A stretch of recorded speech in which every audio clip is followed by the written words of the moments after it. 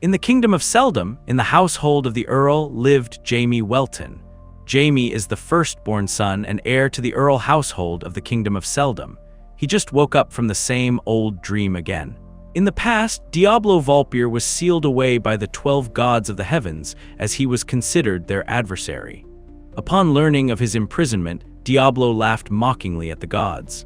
He told them that the radiance surrounding their very existences will fade away when he wakes up from it. He further said that they will all be left in despair so deep, eventually longing for death. The gods said they can't wait for that day. They then imprisoned Diablo in pain for all eternity. And so, Diablo was sealed away by the 12 gods. He found his way out through the dimensional rift created in the lapse of time that seemed eternal. And somehow he was born into this family. When he opened his eyes to this world, he was surrounded by loving people. They were in awe of his cuteness, making Diablo confused as to where he was. As he babbles like a baby, he realizes he cannot speak. And so, Diablo lived for 9 years as a young noble son, Jamie, with loving parents. Back in the present day, Jamie sighs in boredom. He was certain that it would be a tiresome day again. Suddenly, his nanny enters the room, smiling and greeting him. Jamie's face immediately lifts up as he greets his nanny with a good morning. The nanny asks what he was doing up so early in the morning. Jamie replies that he was gazing upon the beautiful morning skies. The maid cheerfully remarks, "That is such a romantic thing to do." Jamie internally wonders since when did he have such a sentimental side. The nanny begins to dress him up, revealing that the lady is waiting for him. And so, after getting dressed up, Jeannie follows the nanny towards the dining room. Jamie sighs. He prepared himself for the usual treatment. Everyone's face lights up as they see him, including his little sisters. The family was indeed full of joy. The parents were once again in awe of their babies, calling them just too adorable. Jamie's mother flushes, telling her husband that the kids must have gotten their cute looks from him. Sears Bell Welton was the sole daughter of the great Bell household. Jamie's father was the head of the Earl household of Welton and was one of the only 5 swordmasters within the kingdom. Earl Argino disagrees with his wife, calling her kind. He stresses that the kids got their angelic features from her.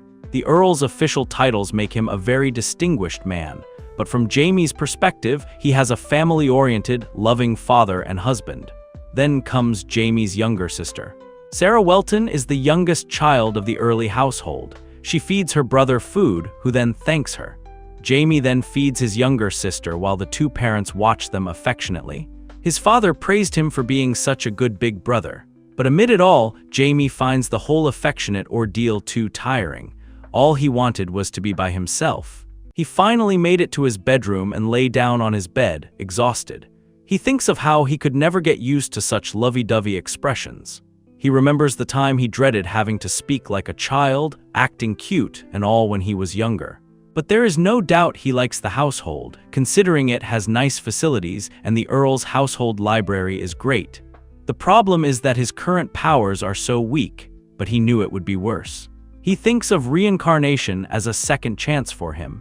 He is aware that the foolish 12 gods are still in existence, including their parasitic natures of feeding off their followers. He believes his power is still weak because dark magic is not practiced in this era. But it is certain that time is absolutely on his side. He internally curses Art and the 12 gods, vowing to take revenge. He gets cut off from his thoughts as the nanny enters the room, revealing that it is story time with the lady. Jamie immediately puts up a shining face and goes with his nanny. Internally, he was sick of it. He thinks of wanting to be sealed away again every time he has to act cute and innocent. Jamie soon joins his mother and his sister for story time. He sits near his mother and feigns innocence. Smiling, he asks his mother what story they are going to read today.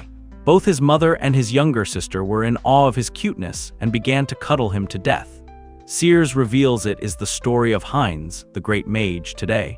Sears read the whole story to the 2 kids. She then shut the book and asked if they liked the story.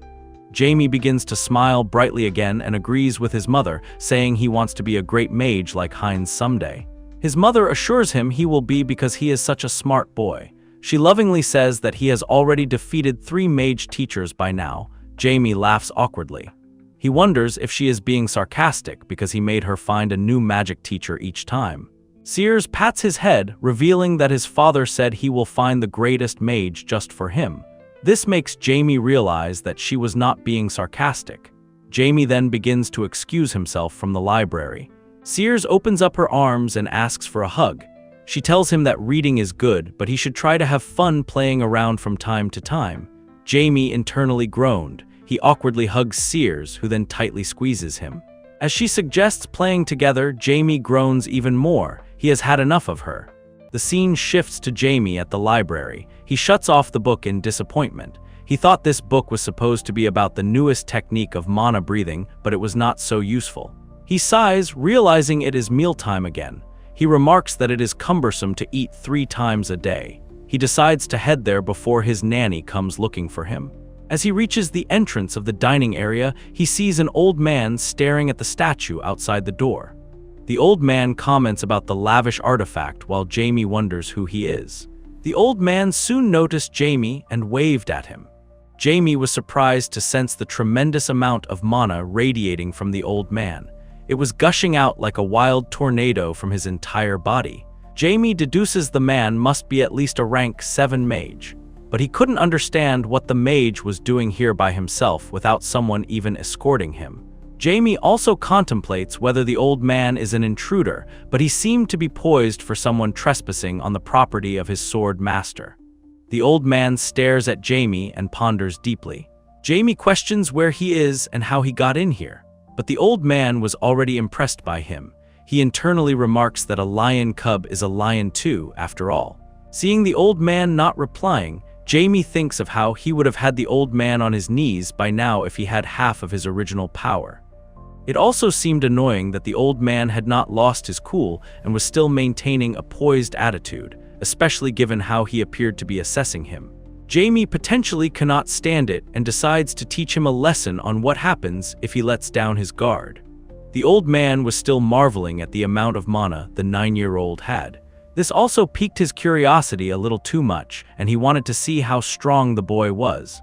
Seeing the old man begin to prepare to fight, Jamie was furious. He could not believe the old man was trying to test him, the Diablo Vulpir, whom even the gods once feared. He quickly wields his mana at the old man, but it was to no avail as the mage quickly dodged it without a single scratch. On the other hand, the mage grins, unable to believe a 9-year-old cast such a powerful spell like this. He was truly amazed and yelled that it was his turn now. As he began to wield his mana, he was surprised to see how good he was. But he knew that the spell was not intended to harm him, so he decided there was no reason to play his game by reacting to it. But this further shocks the old mage. He sees the boy not even blinking an eye. Before the spell could hit Jamie, the Earl blocked it instantly. He tells the mage it is enough. He then quickly tends to Jamie and worriedly asks if he is okay. Jamie reinforces his innocent act and begins to cry. This worries the Earl even more as he realizes his baby was terrified. But the mage knew that the kid was acting innocent in front of his dad. The Earl furiously turns towards the Marquis Rinmal. He coldly states that he has some explaining to do. But the Marquis begins to laugh aloud, commenting on how the boy is something else. Tells the Earl that he is envious of him. Jamie's father was incredibly confused. First, the Marquis attacked someone else's child suddenly, and now he was laughing. As they settled down for tea, the Earl confronted the Marquis once again. He reminds the old man that it was his son he attacked, who also happens to be the heir to the Welton household. But the Marquis remained calm and said he already knew that. This further infuriates the Earl. The Marquis suggests that he come down a little as his aura is piercing him. The man then questioned the Earl about how much he knew about his son. The Earl was a bit offended and asked what he was talking about. The Marquis smiles and asks if he knows how much of a prodigy he is. The Earl sighs.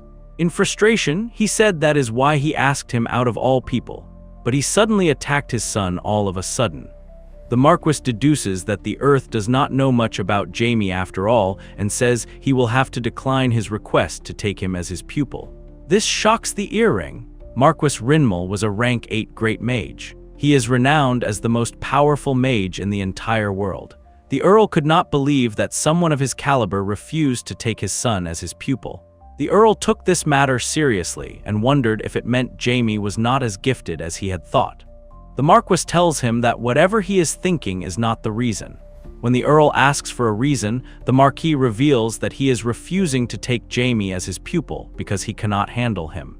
The Earl's eyes widened in utter shock. He asked who on earth could handle his son if not a rank 8 mage like him. The old man reveals that his son saw through the spell he cast on him. The Earl could not believe this, even though he believed Jamie to be a bright kid. The Marquis further revealed that the boy has got guts and was confident that his spell would do him absolutely no harm. He elaborates that he was completely appalled at how Jamie was looking straight at the spell coming at him.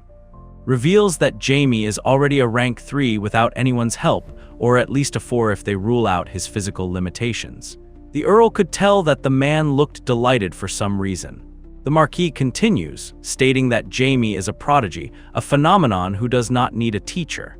He just suggests the Earl support him as best as he can, as he will come to develop into a complete mage on his own.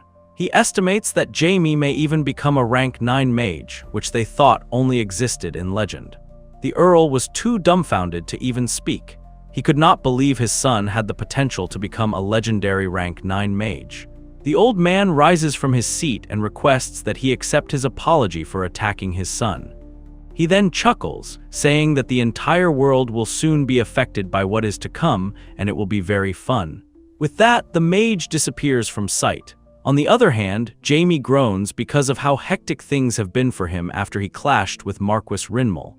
His mother had heard about what the old man did, and she cuddled him to death. She held him for at least a couple of hours. Jamie thinks of the old man's power. He cannot remember when he last saw magic that powerful. He knew the old man could hold a place even in the mythical era. After all, his combination, placement, balance, and attributes were all decent enough. He then thinks about his father, Earl Argino Welton. He was satisfied by his father's powers and could not believe he was able to nullify such a powerful spell. He is suddenly cut off from his thoughts as he hears the mage's voice, asking what makes him so happy. Surprised, Jamie turns around to see the old man sitting on his bed. Shivers ran down his spine as he was speechless. The old man chuckles, asking what he is thinking about that he did not even notice a visitor had come. Jamie yells in shock and asks what he is doing here. The old man burst out laughing, commenting that he is a child after all, freaking out like that. Jamie questions how he got in here, to which the old man bluntly reveals that he teleported his way in. Jamie sighs, and he hesitantly comments that his father has spared his life. The old man mockingly points out that he was acting like a typical child in front of his father. He then questions why he is not acting like that in front of him. Jamie was annoyed. By his comments, he says that a family and strangers are not the same thing, but this only makes the old man laugh more. Jamie was disgusted by the way the creepy old man was staring at him. The old man then reveals that he has to give him a gift. Jamie recognizes the book in his hands as the Book of Magic. He takes the book from him and asks why he is giving it to him. The Marquis points out that the mana-breathing technique he used is really outdated, so he wanted to give it to him. Jamie feels humiliated by the statement, but he cannot say anything. The old man smiled, saying he did not have to be so touched like that. The Marquis then elaborates that the book holds secrets to the mana-breathing technique he created himself. He discloses that Jamie is the first person he is sharing this with. Jamie was intrigued and began to read the book. The mage then disappears, commenting that he has a lot of expectations from Jamie. He wondered how much Jamie would have grown by the next time they met. Jamie smiles confidently, saying the mage will be surprised. Nana breathing is an oral breathing through the lungs, allowing the user to absorb and gather mana in the heart. It is known to be the most efficient method, although its limitations on the amount are a big disadvantage. Jamie continues reading and skimming through the book. He thought he would find something great and interesting, as the mage had pointed out that existing breathing techniques were obsolete. And he thought right, but it was an extremely difficult concept to master. He was exhausted thinking about how to feel each of the mana particles and break them down to sizes absorbable through the skin. Jamie knew this required super precise control, and not many could do this. After all, it is nearly impossible to replace the existing breathing technique entirely, especially with two of the disadvantages he discovered already. He reminds himself that he has Diablo Valpyr, And so he rises in determination, once again showing gratitude to the old man. He is determined to consume every bit of knowledge in the book, but he might need Black's help. And so, Jamie summons the creature and orders it to start breaking down the mana. Black obliges and gets to work. Jamie has learned that the first obstacle to the old man's breathing technique is breaking down the mana to a size absorbable through the skin. This would normally require one to practice at a designated place in a designated form. However, Jamie has Black with him. He thinks he could get around this by having Black, with whom he has a spiritual contract, break down the mana for him. With the first obstacle taken care of, the second one is not even a problem. He thinks that if there is a limit to the amount of mana his heart can absorb and store, he simply has to store it in different parts of the body.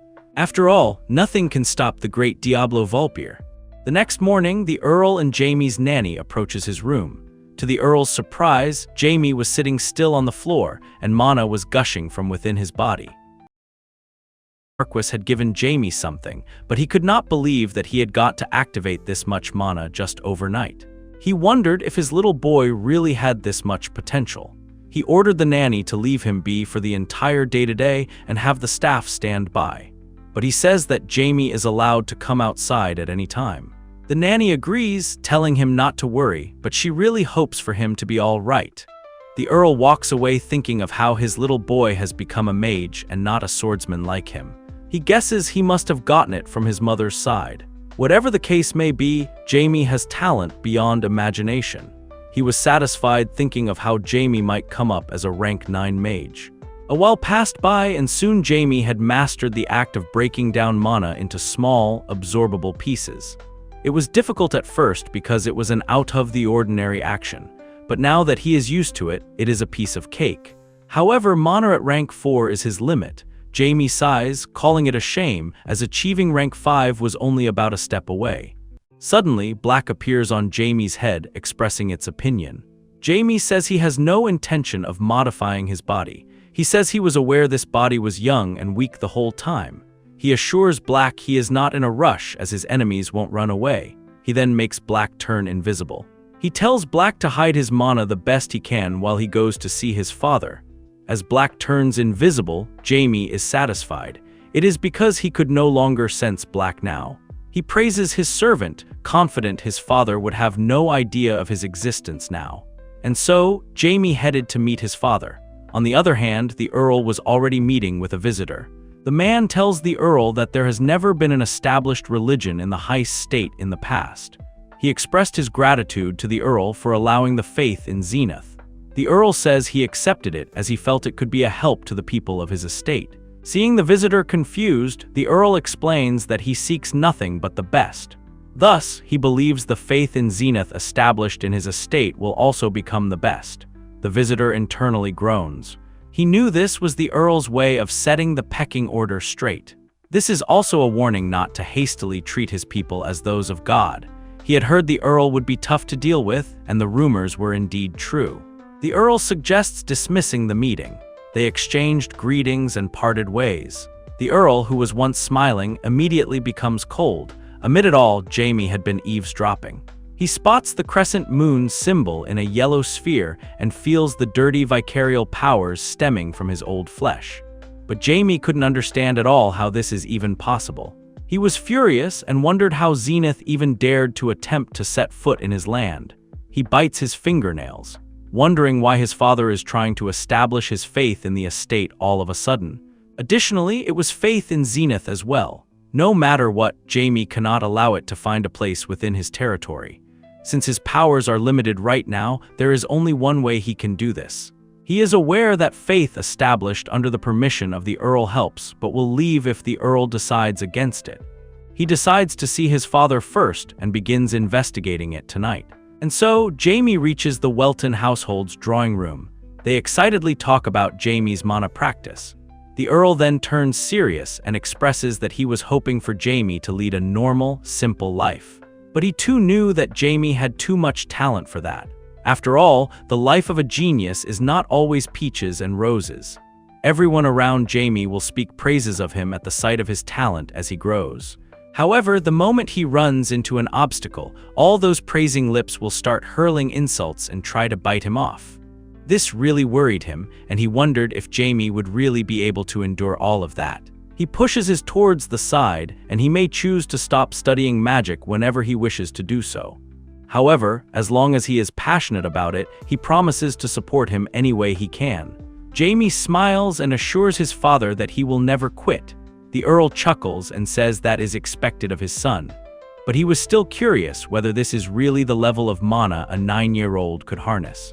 He could feel that Jamie keeps absorbing more and more mana in addition to the magical energy stored in his entire body.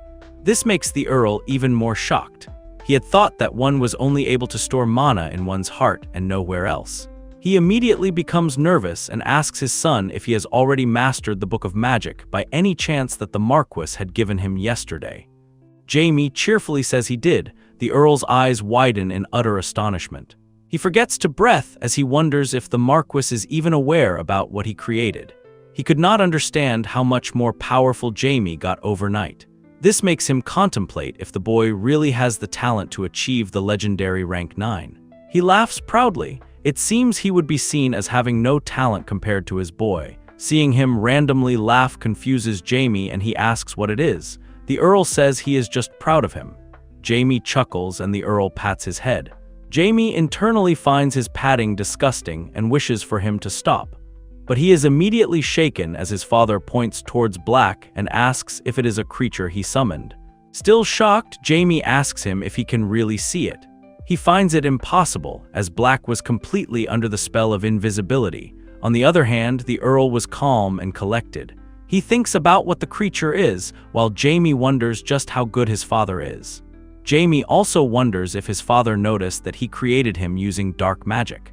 Immediately puts on a dejected face, revealing that he created the creature in the shape of Bad. He says he did not tell his father because he thought he would be shocked if he created something like this. But to Jamie's surprise, the Earl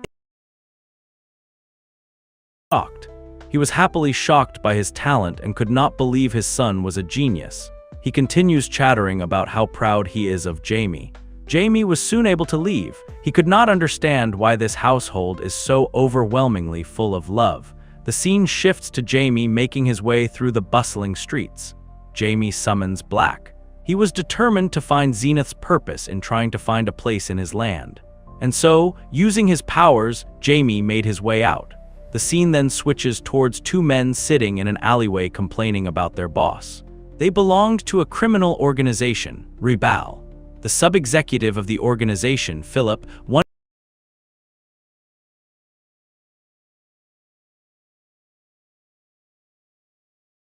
argues that the boss is simply lining his own pocket at the expense of half of the organization.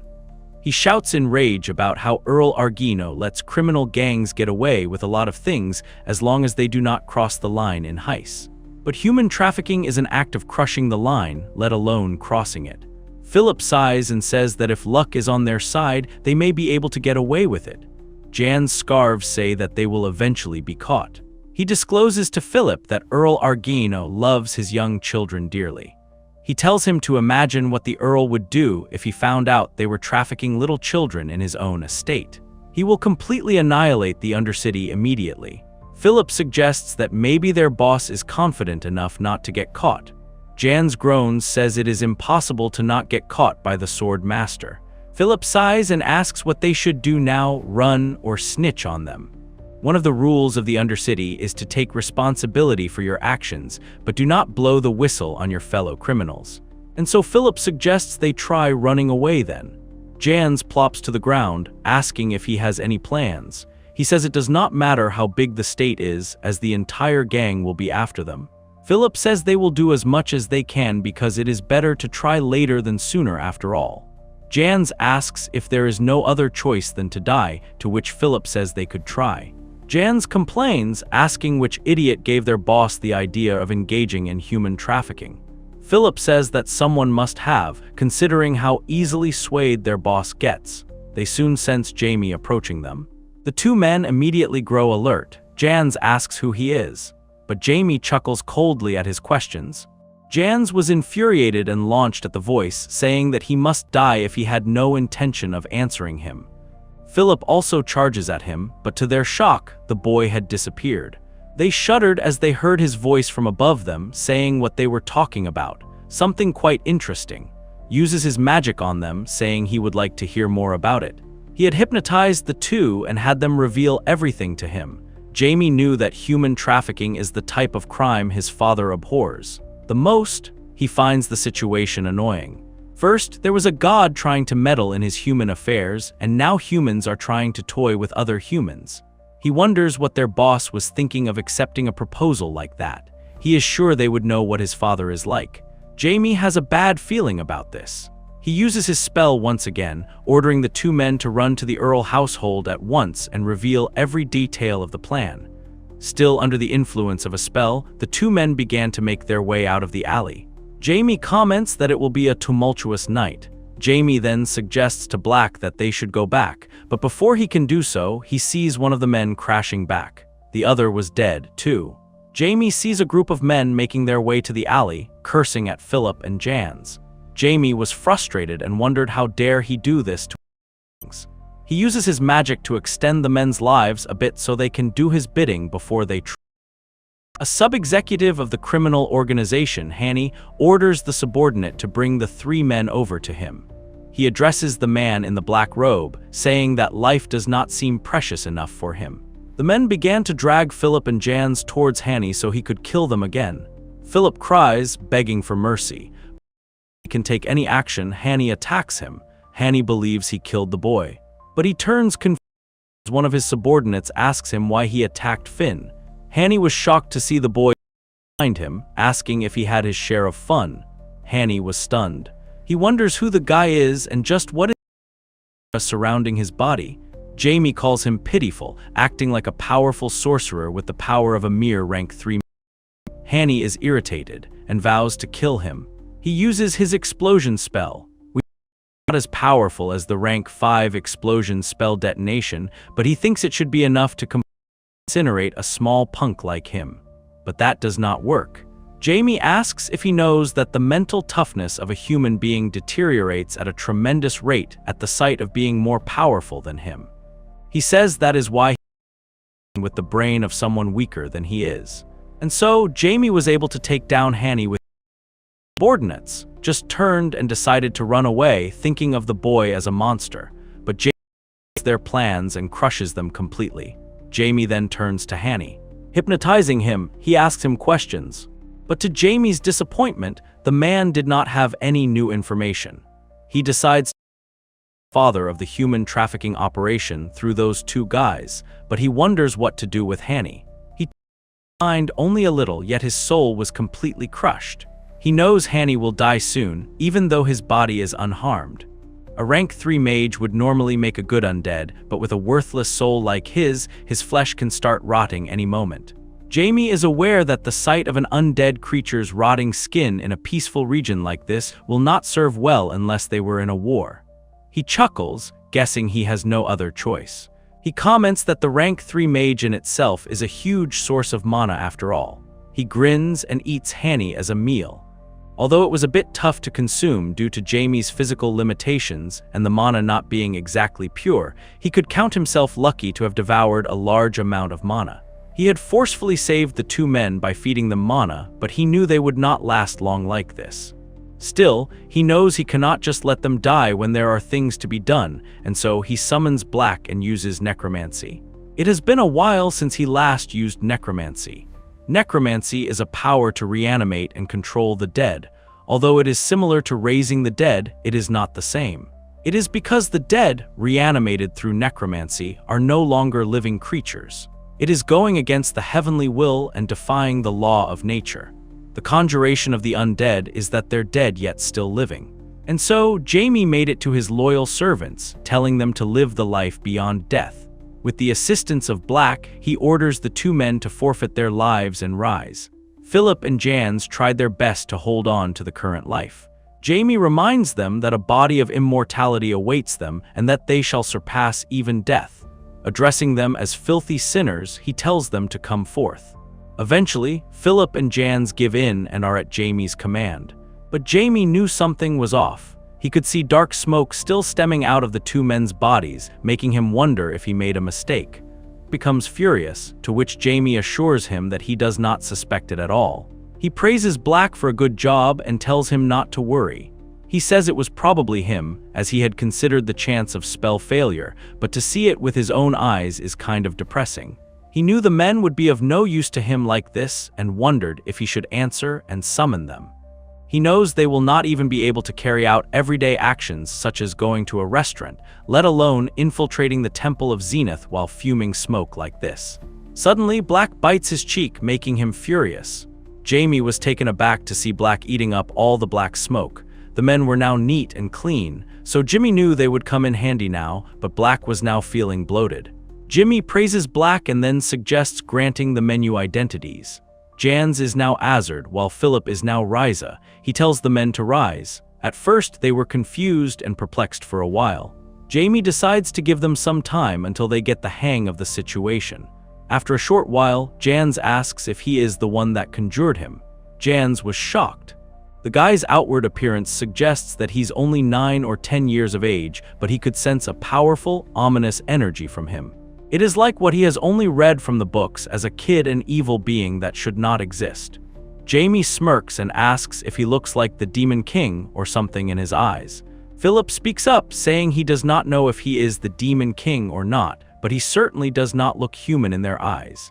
Jamie notices that the two men seem rebellious, and those are not the eyes of someone loyal to their master. Jamie guesses it must be probably because of his incompetence, but that does not mean he is going to let it slide. He uses his powers to cause Philip to bump his head against the floor. He threatens Philip not to make such a facial expression like that again, or he will cease to exist altogether.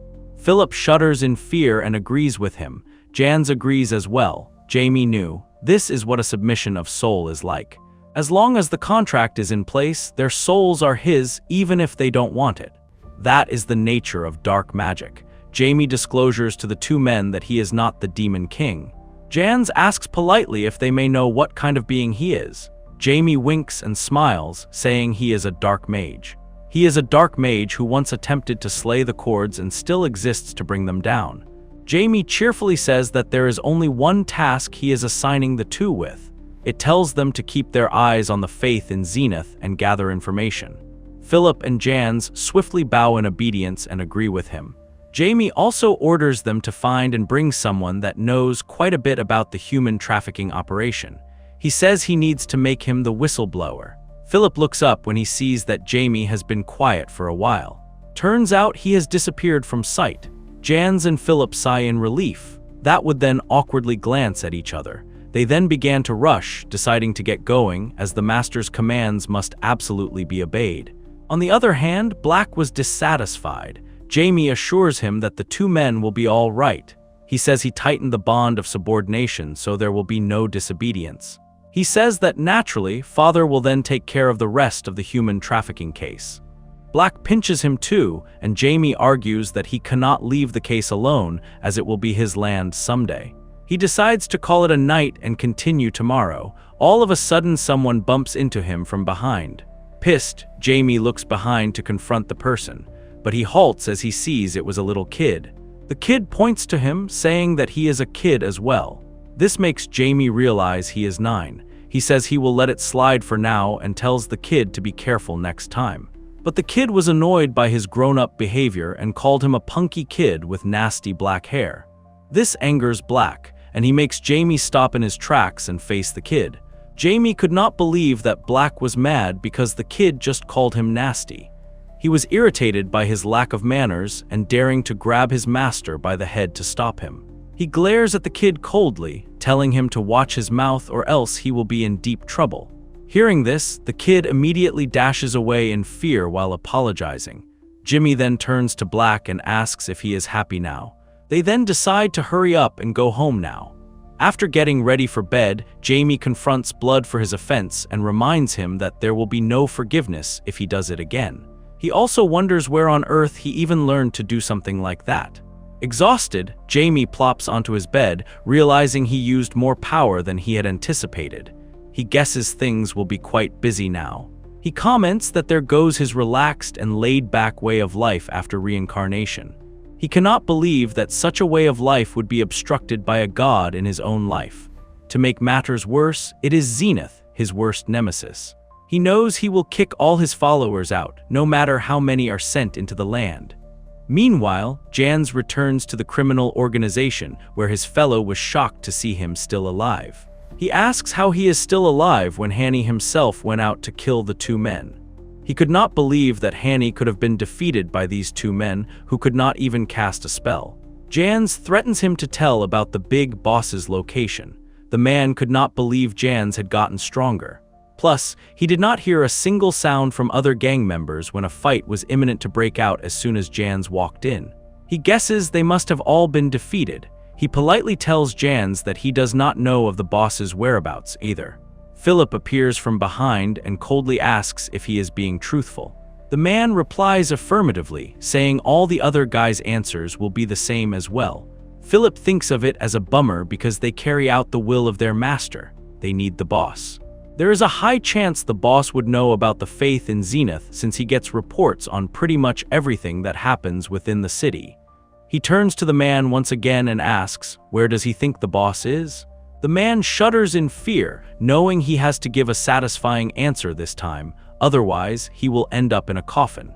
He says that since they're werewomen and drinking, they may spot him in one of the pubs that they manage. Jans turns to Phillips, saying that makes sense, so they decide to head to the pubs. But Jans soon turns around and punches the man, causing him to collapse on the floor. He suggests they bring him over to the master to be the whistleblower. Phillips suggests they keep him in the cellars of his house. And so, they get going. When the little kid reaches the organization, he sees everyone dead on the floor. He thought he was going to get another beating for not meeting the quota, but there was no one to hit him anymore. He decides to run away before other gang members start suspecting him. Jamie wakes up the next morning still exhausted from last night. As he walks towards the dining room, he suggests that Black unsummon him momentarily since his father requests his presence. Jamie wishes his father and little sister good morning, but he sees that his mother is nowhere to be seen. Suddenly, his mother surprises him from behind, but he quickly put on a cute expression, saying he had absolutely no idea. But he knew about it. To his annoyance, Jamie had to go through the lovey-dovey treatment once again. Jamie watches his mother cuddle with his younger sister. He resists the urge to squish her soft baby cheeks. However, he quickly pushes the thought aside, realizing what he is thinking by banging his head against the table. He realizes he must have gotten too used to his peaceful lifestyle. After breakfast, Jamie overhears his parents discussing something scheduled for the next day. When he inquires about it, the Earl looks puzzled and turns to his wife, asking whether she had informed him. Jamie's mother scoffs in response. She says she completely forgot, as her little boy had her so worried that she could not think about anything else. Jamie could tell that she must be talking about the time he practiced the mana breathing technique using his entire body. He's aware she normally would not tolerate such things. He quickly puts on a dejected expression and apologizes to his mother. She says she is fine as long as he is safe and sound. But she says she might be in grave distress and end up crying in the hallway if he overworks himself like that again. To this, Jamie awkwardly promises that it will never happen again. He then again asks what is happening tomorrow. His mother excitedly reveals that they're going to the ball tomorrow. Apparently, it is a large-scale ball co-hosted by Earl Simon and Earl Welton. Most nobles belonging to the eastern part of the Kingdom of Seldom must attend. Jamie's mother excitedly says that her two kids have never been there yet, but they're old enough to attend now. She says she is looking forward to it. Jamie knows this only means one thing. He will not be able to enjoy his precious alone time.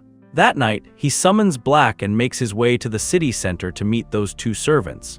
Upon meeting them, he asks about the task he gave them. With fear evident in his eyes, Philip apologized, saying they have no information about the faith in Zenith as of yet. He explains that their order was only very recently established. Jamie had assumed it would be difficult to gather useful information within a day, even for an executive of Rabal. He then asks about the other task. The two men then point out that they have the man right here. The criminal organization's member shivered as he recognized Jamie's hair. This makes him wonder if the Belton household found out about them. Philip reveals that the man is one of the executives of Rabal and how the scum knew of Hanny's plan to murder them.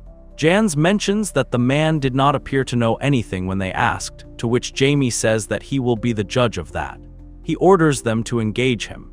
The man quickly asks for mercy, asserting that he does not know anything, but he promises to do anything he can to get him information if he lets him go. The man shudders as Jamie addresses him. He can feel an endless amount of ominous energy. Jamie reveals that he has no intention of killing him, but he just has to run one simple errand for him. The man quickly tears up and promises to do anything he asks. Jamie quickly shuts him up with his magic and reveals that there is only one thing he needs him to do. Hypnotizing him, Jamie tells him to head to the early household at once and report the activities of his organization. He then tells the other two men not to empathize with him, as he will not be chased by the gang, not when the Earl will be annihilating them himself. He then orders the two men to leave the city and hide somewhere safe. He was then confused, seeing that the two men were not questioning anything and were obeying. Upon asking, Philip says he thinks he understands the reason behind his command. Jamie takes note that they have the intelligence to figure that out, too. He predicts that his father will obliterate the gang of rebels from the face of the world. The existence of two members abandoned by their own organization will be forgotten easily amid the chaos. He then tells the two men that he will be away for a few days and warns them not to cause a scene in the meantime. Jamie leaves the alleyway, but Philip chases him outside. He curiously asks his master what manner of creatures they have become. He knew that they had already died. They accepted it, knowing it cannot be undone. It is also not that they want to go back since they are satisfied with this power, but he just wishes to know what kind of being he is. Jamie questions what exactly it is he wishes to know about. Philip says their powers have drastically improved compared to before their deaths. He asked if they had by any chance become high-ranking undead. Philip was immediately taken aback as Jamie burst out laughing. He apologizes and asks if his question was a bit out of line. Jamie continues laughing and denies, saying he gave him a genuine good laugh. He explains that conjured creatures normally ask him if they have really become undead. He has never seen the undead accept the new way of life so fast as they have. Still confused, Philip says they are honored. Jamie was indeed amused, as never had he even experienced anything like this in his entire existence. In most cases, they would be in denial and end up without a glimpse of intelligence, but not in this case. He realizes he may have discovered a hidden treasure in these two. He explains to the two men that they are still zombies, just with the same outward appearances as before death. They have simply gained greater physical strength as they turned undead. Philip was disappointed, realizing that they were just zombies. Jamie Love said that he might never know, as depending on how they perform, they may end up as high-ranking zombies. This makes Philip's and Jan's faces light up. Jamie then takes his leave, telling the two to stay hidden. Knowing he wasted too much time, he decides to head back. That night, the Welton household was in great uproar. A sizable criminal organization based in Heiss had blown the whistle in response. The Earl had to postpone his departure until he took care of this issue. And so, Jamie, along with his mother and younger sister, made their way to Reason, the biggest city of commerce in the eastern region of the kingdom. Jamie thinks of how it would be so much quicker with a teleportation spell. However, compared to the past, things have hugely improved. They have achieved immense technological prowess beyond comparison to the mythical era. It is just that Jamie still has no idea how much time has passed after he was sealed away. History books contained events that occurred after his death. There had been an invasion by creatures from the underworld at one point, and the Demon King had been summoned at another. But there have not been any significant catastrophic events for some time now. But Jamie guesses he may become a breaker of the peace that lasted a few centuries. He calls the 12 gods foolish. It is because they had all this time to construct a unified force but failed.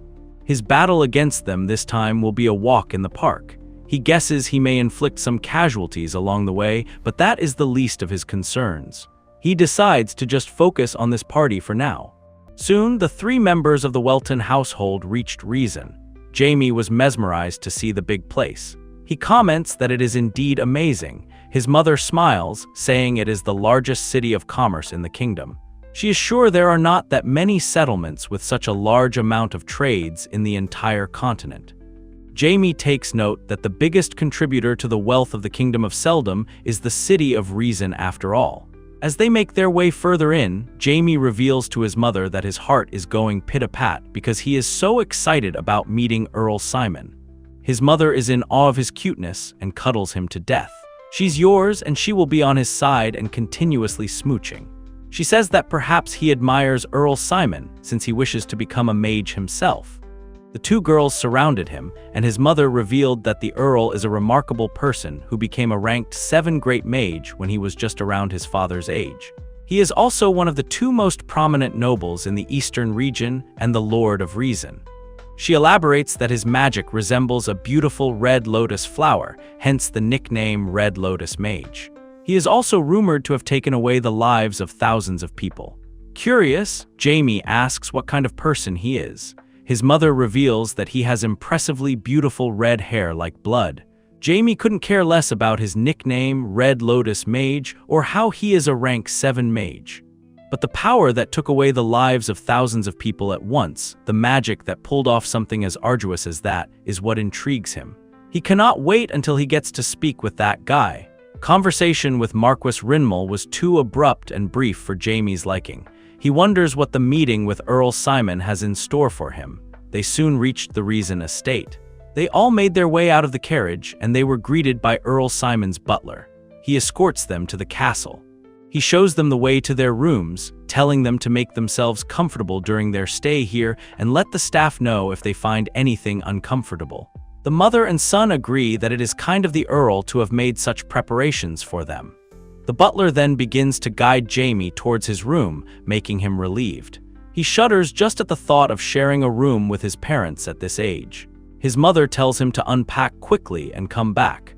When he makes his way back to his mother's room, he sees maids tending to her and praising her beauty. He was mesmerized and told his mother she was pretty. This makes her laugh and she says she will hug him. The maid warns her against it, saying she will ruin her makeover. The young lady was also ready for the ball. The mother and son were in awe of her cuteness. Jamie also gets dressed, and they all make their way to the ballroom. Jamie looks around and wonders if it is customary for nobles to decorate the ballroom this lavishly. Soon, a few noble ladies approached Lady Welton and began praising her. Jamie groans, knowing the likes of these people. He observes how hard they are trying to win the favor of the Welton household. He knew they were the ones who tried so hard to ingratiate themselves with the gods during the mythical era. He finds them despicable, knowing his mother surely has a strong stomach to deal with the likes of them. Riol, a servant in charge of administration duties in the Reason estate, soon addresses the masses and welcomes the guests to the ball. The ballroom was filled with the sounds of clapping. Riol then tells them to take their designated seats and announces the arrival of members of Earl Simon's family. As Earl Simon makes his way to the front, shivers run down Jamie's spine. He senses the man was not a rank 7 mage. Rather, he is at the level of Marquis Rinmal, or maybe even stronger. He smirks, as this was better than he had expected. Earl Simon makes his way towards Lady Welton and greets her. Lady Welton stands up and exchanges pleasantries. Simon looks around and asks if Earl Welton is absent this time. Lady Welton reveals he should arrive no later than tonight, as he has to take care of some business back at the estate. Simon takes a look at Jamie and Sarah, who then introduce themselves to Earl Simon. Jamie watches Lord Simon assess him from head to toe. Jamie grins and activates his mana, making Simon chuckle. He smiles and tells Jamie they will speak later. Jamie smiles, realizing Earl Simon is better than he anticipated. Back at Simon's table, the Earl's son asks his father about Jamie Welton. Earl Simon asks why he is so interested in a 9-year-old kid. The boy grins and says he is young now, but he will be the head of Welton one day. He says it is good to know a little bit about noble children around his age. Simon stares at his son. He was irked that he acts like a leader amongst the noble children these days. He guesses his son probably just wants his recognition, which is a futile attempt in his eyes, but he decided to let him have his fun. Simon reveals Jamie is a bright boy, exciting his son. His mother advises him to maintain a good relationship with him, as they have been in alliance with the Weltons for a long time now. Though the boy agrees with his mother, in reality, he has no such intentions. He intends to ensure Jamie Welton will bow down before him. That is all to earn his father's recognition. His other brother sees him scheming and smiles knowingly. Jamie is finally left alone and decides to find a quiet place. He makes his way out to the garden and takes a look around. This is why Earl Simon must be quite talented in doing business as well as magic. This makes him even more forward to meeting with him. But he halts and winces as he hears a voice asking what he looks forward to. Jamie immediately activates his magic in defense and points it at the person who has suddenly appeared. But he stops as he says it was a little girl. The girl had tears in her eyes and shouted, asking what that was for out of the blue. Jamie argues that she was the one who spoke to him out of the blue. The girl grows irritated and asks what kind of man he is to attack a lady like that. Jamie says that she should be thankful he did not stab the lady. He asked who she was and how she appeared from behind him. The girl says she does not want to see him get so startled like that. Jamie finds her annoying. The way she completely went undetected by him and the manner in which she spoke were all getting on his nerves. Jamie coldly tells the girl that he is in no mood to play his game. He activates his magic once again and shoots it at the ground near her. This causes the girl to shiver and fear. Jamie reveals that it is a rank 2 spell called Air Bullet, which can easily pierce through the skin of someone with low magic resistance. He says a little child would be a perfect example of that. The girl could not believe that he was serious. Jamie asks if she is still contemplating answering his questions. The girl cries out that she would love to answer his question. She then reveals her name to the Ash Ballet. Jamie recognizes that she must be of the Viscount Ballet's household. Ash reveals that she is the second oldest daughter of the Ballet household and an elementalist. Elementalist is the term referring to casters who have signed a contract with the spirit elemental, mystical beings born of nature. Jamie is aware that elementalists are rare in the entire continent. Therefore, they are regarded so highly that they can be given the baronship just for being an elementalist. But Jamie could not believe that such a young girl like her was an elementalist. But he now realizes that the spirit of the wind is how she was able to catch him off guard, although even a spirit would not have been able to stay hidden if he were still in his prime. Still, he finds her incredible. She appears to be around her age at max, but she is already an elementalist. Elementalists normally begin their training after the age of 10 to develop their affinity with nature, but he could say she was born with a gift. He guesses she may even sign a contract with a king in the future with proper training. Ash tells him to tell her his name, as she also told him her name. He asked who he was that he used such dangerous spells. Jamie finds the girl feisty for interrogating him right after she reveals her identity. Jamie introduces himself as the heir to the Welton household and says it is a pleasure to meet her. Another bit of information about the Ballet household is that Viscount Ballet is a loyal servant to Earl Welton. On the other hand, the Earl was busy interrogating the Undercity for running a human trafficking operation in his land. He catches the perpetrators and orders them to be hanged tomorrow. He then has a knight ready a carriage for him to depart at once. Meanwhile, the hooded figure watches the whole scene unfold. Using a magic ball, he relays the news that Rabal has failed. He then orders the alternate plan to be executed.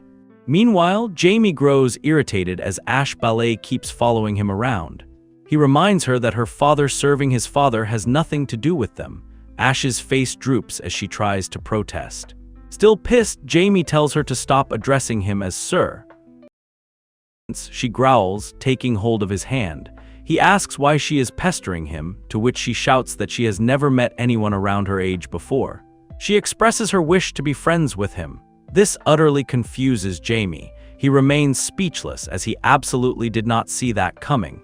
If it was an underling she wanted, he would understand, but why would anyone want a friend? It did not make any sense to Jamie. He guesses that perhaps making friends is important for a little kid like her, but that is none of his business. He tells her to look for someone else as he does not want to make friends. Ash begins to wail, calling him mean. Jamie internally scoffs, thinking of how naive she is. After all, having friends or caring for others is a quick way to lose objectivity. If he had been rid of such feelings from the start, he would not have lost the battle like that. He was now even more annoyed at Ash for jogging up unnecessary memories like that. He certainly gets cut off from his thoughts as he sees 3 boys approaching him with smug faces. He sees that the boy standing in the center has red hair like that of blood and recognizes that he must be Earl Simon's son. He rudely asks what he wants, making the other 3 agitated. The other 2 sides, okay, inform James that their leader is to be ranked 3 mage and the eldest son of Earl Simon, Lord Alf. Alf nods with arrogance, but Jamie tells them to be silent. This immediately makes the 2 sidekicks mute. This shocks Alf, and he asks what spell he cast to silence those 2. Jamie shows that he is impressed, saying that he must be at a more advanced stage of evolution than those apes. This infuriates Alf, and he asks if he really thinks he is that tough just because he knows a little bit of magic. Jamie asks what it is that he wants. Alf awkwardly chuckles, saying he is not here to pick a fight but to have a simple conversation with him. Seeing the boy address him as Buddy makes Jamie scoff internally. He tells him that there is no point in hearing more from him. Judging from this worthless attempt, he says he has no business with him and tells him to get going. This shocks Alf, and he asks if he does not know who he is. He suggests they have a formal conversation.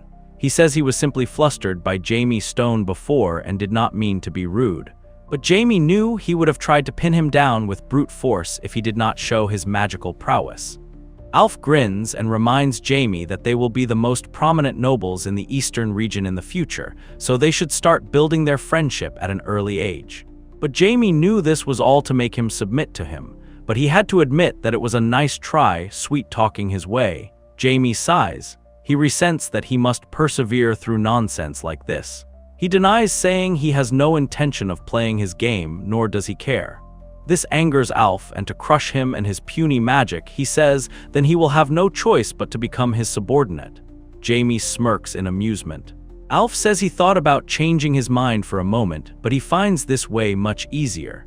Jamie finds the boy hypocritical and despicable. He tells the boy to imagine just how sad their parents will be if they find out.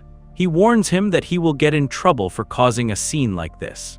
Alf grins and tells him not to worry about it, as no one will be able to see them as long as he has.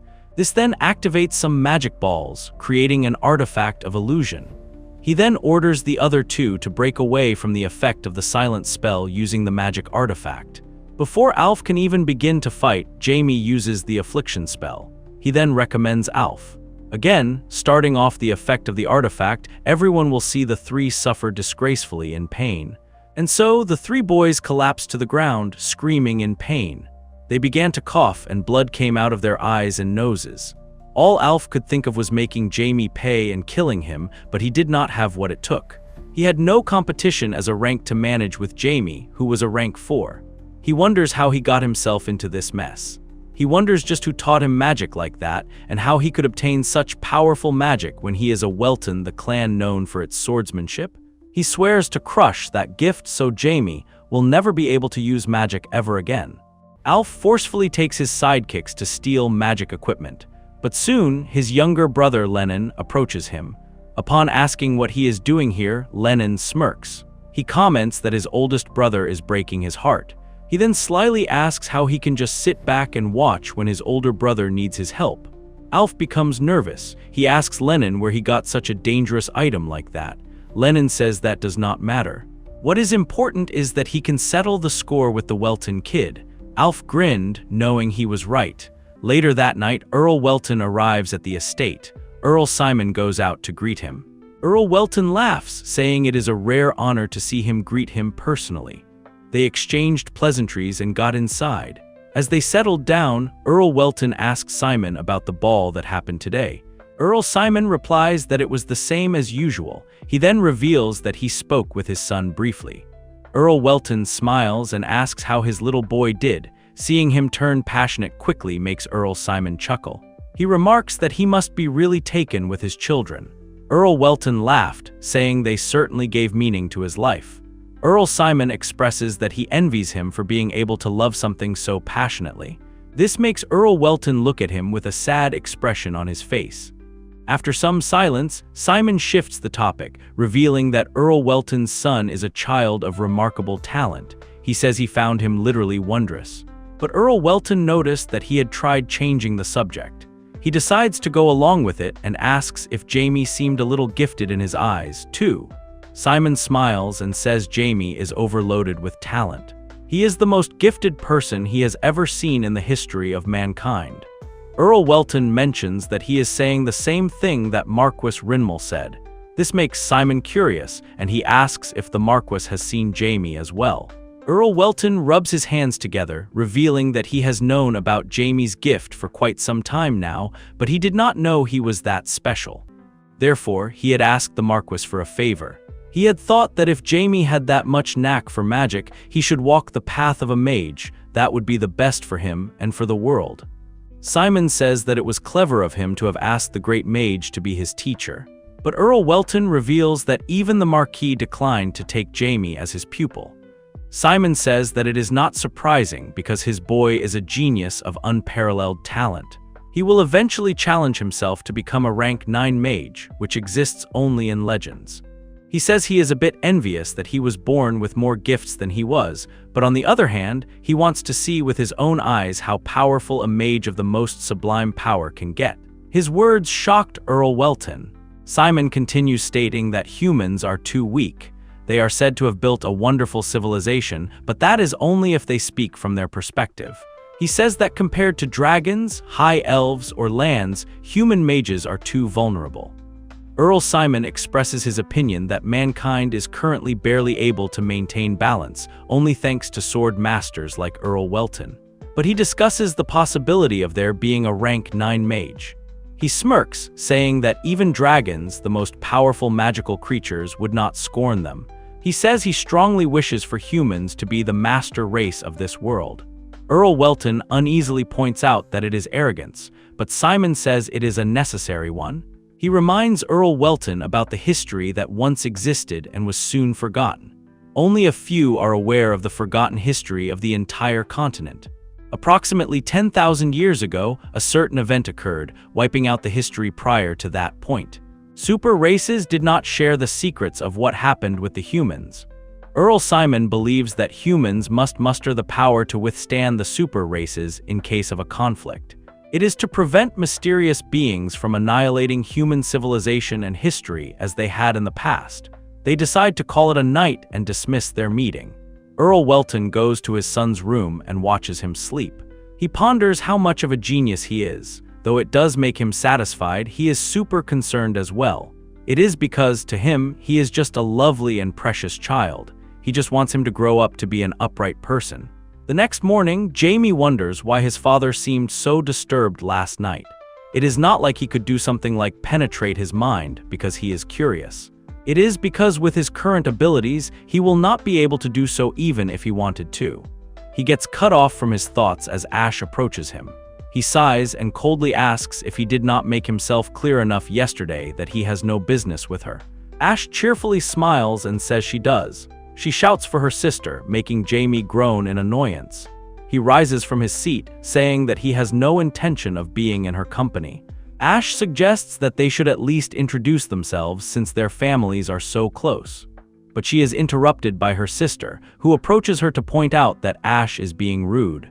She asked how she could speak to the young master of the Earl's household in an informal manner. The girl was the eldest daughter of the Ballet household, Rebecca Ballet. Ash argues that Jamie said she could speak to him casually. As soon as Jamie sees Rebecca, his eyes widen in utter shock. He was left dumbfounded, which Ash noticed. She playfully asks if he is taken with her sister. However, Jamie was still confused as ever, unable to understand how Jane could be here. After all, Jane was the love of his life, whose life the gods took away because of him. That was the trigger by which he, Diablo Valpyr, had become a dispassionate person. And that very person is now standing in front of him in the shape of a child. His attention diverts as Alf approaches him. He chuckles evilly, wanting to make Jamie pay for what he did. Enraged, Alf begins to burst out at Jamie, demanding that he address him as Sir from now on. He uses his powers on him, surprising the rest. To Alf's utter shock, his 6th grade fire spell that his father exclusively made had been blocked. Alf activates his own energy, cursing Alf to die. Ice blue, frozen energy starts surrounding Alf, totally trapping him.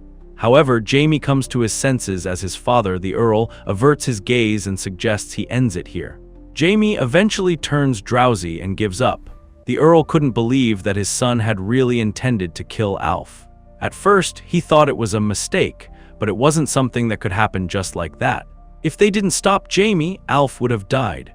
Earl Simon passes a nod to him, amazed by the events that unfolded.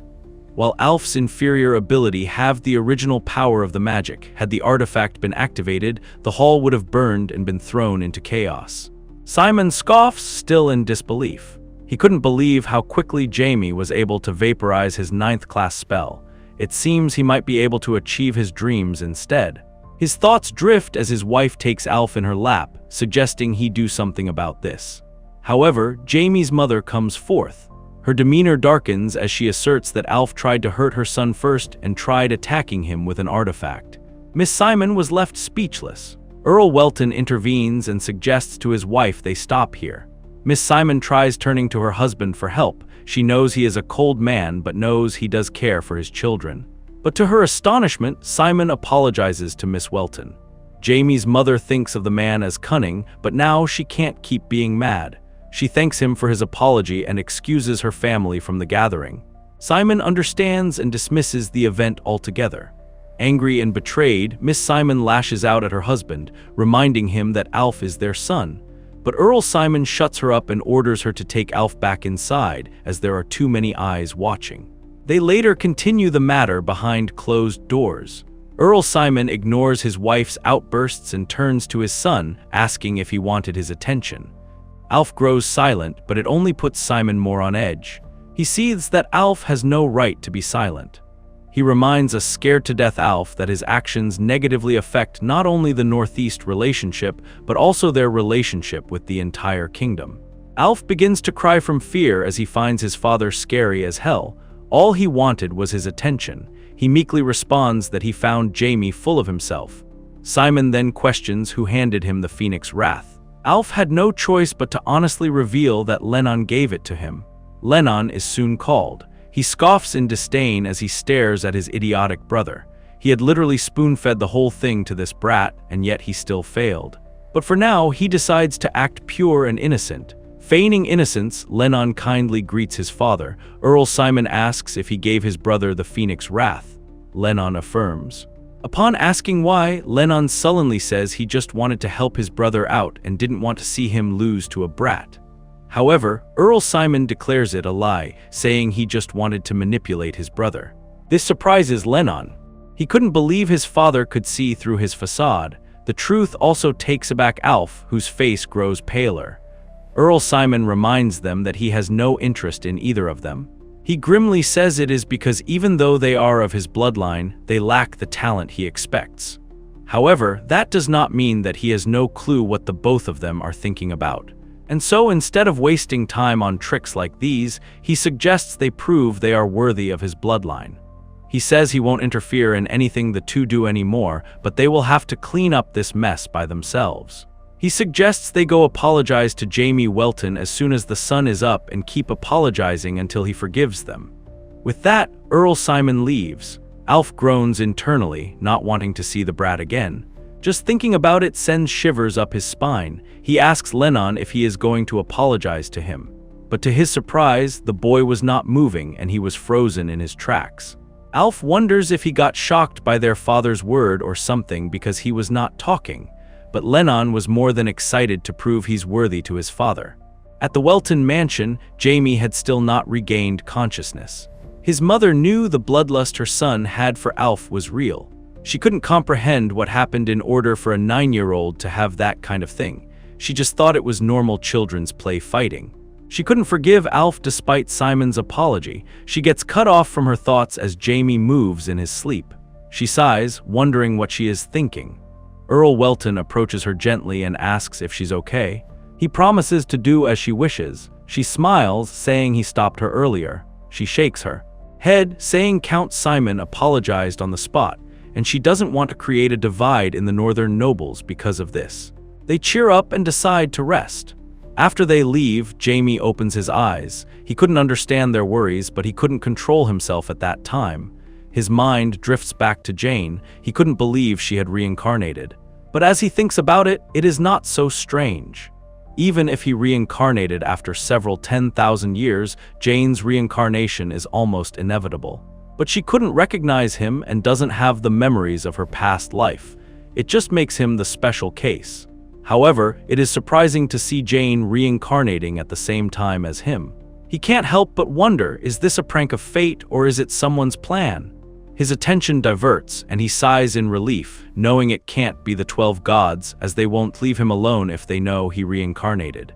He turns glum as he remembers Jane's dead body. He decides to meet her again. Elsewhere, a hooded man observes how the world of magic is experiencing great change. He reads the profile of the eldest son of the Welton family and rereads his words. As Jamie makes his way to meet Jane, he senses weird sounds, but he couldn't tell where it was coming from. He expands his mana and finally finds it. It was Undine and near it was his Jane. The girl notices him and asks if he is okay. Jamie grows awkward, making her chuckle. She introduces herself as Rebecca Ball, a water elementalist. Jamie is taken aback. Surely it can't be a coincidence that both are water elementalists. Rebecca is taken aback and asks why he is making such a sad face. Rebecca feels bad for the boy, certain that he must have been greatly startled yesterday. She gently approaches him and hugs him, assuring him it is all right now. Jamie could not move at all. To him, this feeling is nothing more than a leftover memory from the past life, but perhaps he could enjoy it a little longer. They then settled down near the bank. Jamie thanks her for making him feel better. Rebecca beams with pride, saying that her father always said troubles go away if you share them with people around you. Jamie asks if she is talking about the Viscount Ballet. Rebecca beams and says yes. She says she is glad to have run into him like this since their conversation yesterday was cut short. Jamie says he was thinking the same thing. He quietly observes the girl. She was completely a different person, and he thinks it is probably better this way. He says he thought members of the ballet household traditionally made contracts with wind elementals. He was talking about what she was doing earlier with the water elemental. Rebecca says she wanted to try making a contract with the wind elemental too, but it did not work out. She reveals that a wind elemental had paid her a visit due to his affinity with nature, but left without making contracts shortly after their encounter. Sometime later, Undine appeared and insisted on making a contract with her, saying such was the fate. Rebecca says she should have consulted her father about this since it is an important step, but she got carried away and ended up making her contract with the water elemental on the spot. Jamie realizes that the king elemental must know. Unlike contracts with normal spirits, a contract with the king elemental is a contract of souls in which the lives of both parties are offered to one another. As soon as Jane's soul reincarnated into the life of Rebecca, the king elemental must have found out about it. He asks Rebecca if the Viscount scolded her after that. Rebecca says he did not, but he was a bit disappointed. Jamie says that is still special. He has never heard of a spirit elemental that insists on making her. He chuckled, saying that it may not be disappointing to have made a contract with the elemental of her desire, but after all, she was selected by the water elemental. He tells her to have confidence in herself. Rebecca's eyes widened in surprise. She then smiled, saying she will. Jamie stands up and excuses himself, saying it was good talking to her. Rebecca waves him goodbye, though she wanted to speak for a little longer. She then realizes her thoughts and wonders why she is blushing. As Jamie makes his way back, he thinks of how it is a little difficult to approach Rebecca in a casual way somehow, perhaps because she seems mature. Then he reaches back to the house. He meets with the Simon brothers. They awkwardly look at him and Jamie asks what they want. Alf reluctantly apologizes, shocking Jamie, and he asks what brings the sudden change of heart. A sudden realization dawns upon him and he smirks, asking if he came to apologize at Earl Simon's order. Alf turns red from shame and becomes speechless. Jamie notices the other brother and asks who he is. Alf introduces Lennon as his younger brother. Jamie asks why he is here with him and if he was too scary for him to come apologize on his own. Lennon speaks of revealing that it was he who gave his brother the magical artifact. This pisses off Jamie even more. He coldly questions if both of the brothers tried to mess with him. He then begins to access Lennon's energy. There was no doubt that he had quite a talent, much better than that of Alf, and he appears to have the intelligence of a human. He couldn't believe that Earl Simon was not satisfied with the son that has this much potential. Lennon grins, saying that since nothing crazy happened fortunately and he has accepted their apology, they should take their leave. Jamie's face darkens with fury as he takes note of how the kid is looking down on him. He didn't even show up in the scene during the scuffle yesterday. It looks like he treats him and Alf alike with contempt, and probably everyone else besides his father in a condescending manner. Jamie is certain there is potential for this boy to cause a bit of trouble later on if he leaves him unchecked. Alf grows annoyed as Jamie points out that he will have a tough time fighting for his position in the household. He even asks for Lennon's opinion, who flinches at his words. Jamie approaches Lennon for closure, saying that if he were the mastermind behind it, it is only natural for the punishment to fall on him. Lennon is unable to answer as he suddenly senses intense darkness surrounding him and his body becomes colder. He falls to the floor, panting. As it finally ends, he's left to wonder if this was all an illusion. Alf becomes worried. Lennon knows one thing for sure. He has to humble himself right now, and so he apologizes to Jamie while still trembling. The scene shifts to Jamie and his family finally preparing to go home. This trip was so wild that he actually missed getting love from his mother, but he quickly shakes his head, wondering what on earth he is thinking. In that moment, he is approached by Earl Simon, who asks why he seems a bit unsettled. Jamie immediately puts on the mask of an innocent child and says he is happy that he will be returning home to get some rest. Earl Simon smiles, saying it is a shame he did not have time to speak with him for a long time. Jamie agrees, saying he was also looking forward to it. And so when Earl Simon suggests he stay for longer, he refuses. He says what he desires right now is to return home and rest for some time, as he is exhausted after all, for the reason he probably knows already. Earl Simon shakes his head knowingly and agrees. He then reveals that the magical society took notice of Jamie. He guesses he does not know about the gift he possesses, but Jamie smiles, saying he does. Jamie then reveals that he taught Lennon a small lesson. Earl Simon says he expected it considering how he looked out of it since yesterday. Jamie becomes confused, asking if he is not angry about what he did to his son. Earl Simon becomes more confused and asks why he would be angry when his son is simply facing the consequences of his actions. As soon as he says it, Jamie finally realizes why those two punks were so desperate for attention. He tells Earl Simon that Lennon seemed to have quite a talent for magic, and he may turn out to be decent if he trains him. But Earl Simon bluntly denies, saying he knows of Lennon's potential better than anyone else, and it is simply not enough. Jamie grows annoyed by his ignorance and asks what he has to lose by teaching him a little, as he may have the potential to be as powerful as him someday. He points to the Earl, saying it may all be his fault, they both have taken the wrong path because he belittled them for the lack of talent. He then says that Alf may be mediocre at best, but Lennon has great potential. Earl Simon was dumbfounded, unable to believe that a kid like him has so much confidence to tell him he simply did not recognize talent. It's like he's talking to a mage of incomparable power. To add to his surprise, Jamie also says that he may be able to make a breakthrough with the help of his child. Before he can ask the boy how he knows, it is time for you to come. He bids the man goodbye, telling him not to put too much weight on what he said and to think of them as random remarks a child made. And Simon turns away, saying this was bittersweet. It was soon night. Jamie disguises himself and goes out. He then scolds the subordinates for taking so long. The two report that the Order of Zenith has been showing generosity by conducting charity work in various parts of Heis. They won the hearts of people by giving food to the hungry and providing shelter to the homeless, and it is said they recently started operating an orphanage as well. Jamie grows uneasy to hear this and asks how long they have been doing things like this. One of the men reveals that it most likely happened after the disbandment of Rabal. After Earl Welton completely obliterated the criminal gang about 2 months ago, the followers of Zenith began propagating their faith. They paid visits to the peasants of the estate and spread the will of God while offering services at no cost. At first, the people of the estate paid no heed. However, as volunteer and charity services continued, people of the estate gradually accepted the faith in Zenith one by one. and so they eventually became devoted followers. That is how the faith in Zenith rose to a remarkably prominent position. One of the subordinates continues elaborating that faith in Zenith is regarded as the most merciful and respectable religion here at the moment. Jamie was extremely surprised. He couldn't believe there is any way in hell that scumbag would do something for the sake of another being. He furiously asks the two men if they believe war and peace can coexist with one another. The two become confused at first and exchange mutual glances, and one of them speaks of saying that there can be a correlation.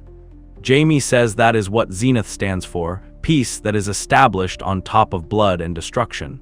His divine power gains full potency during wartime, and so what his followers are currently doing outright contradicts his nature.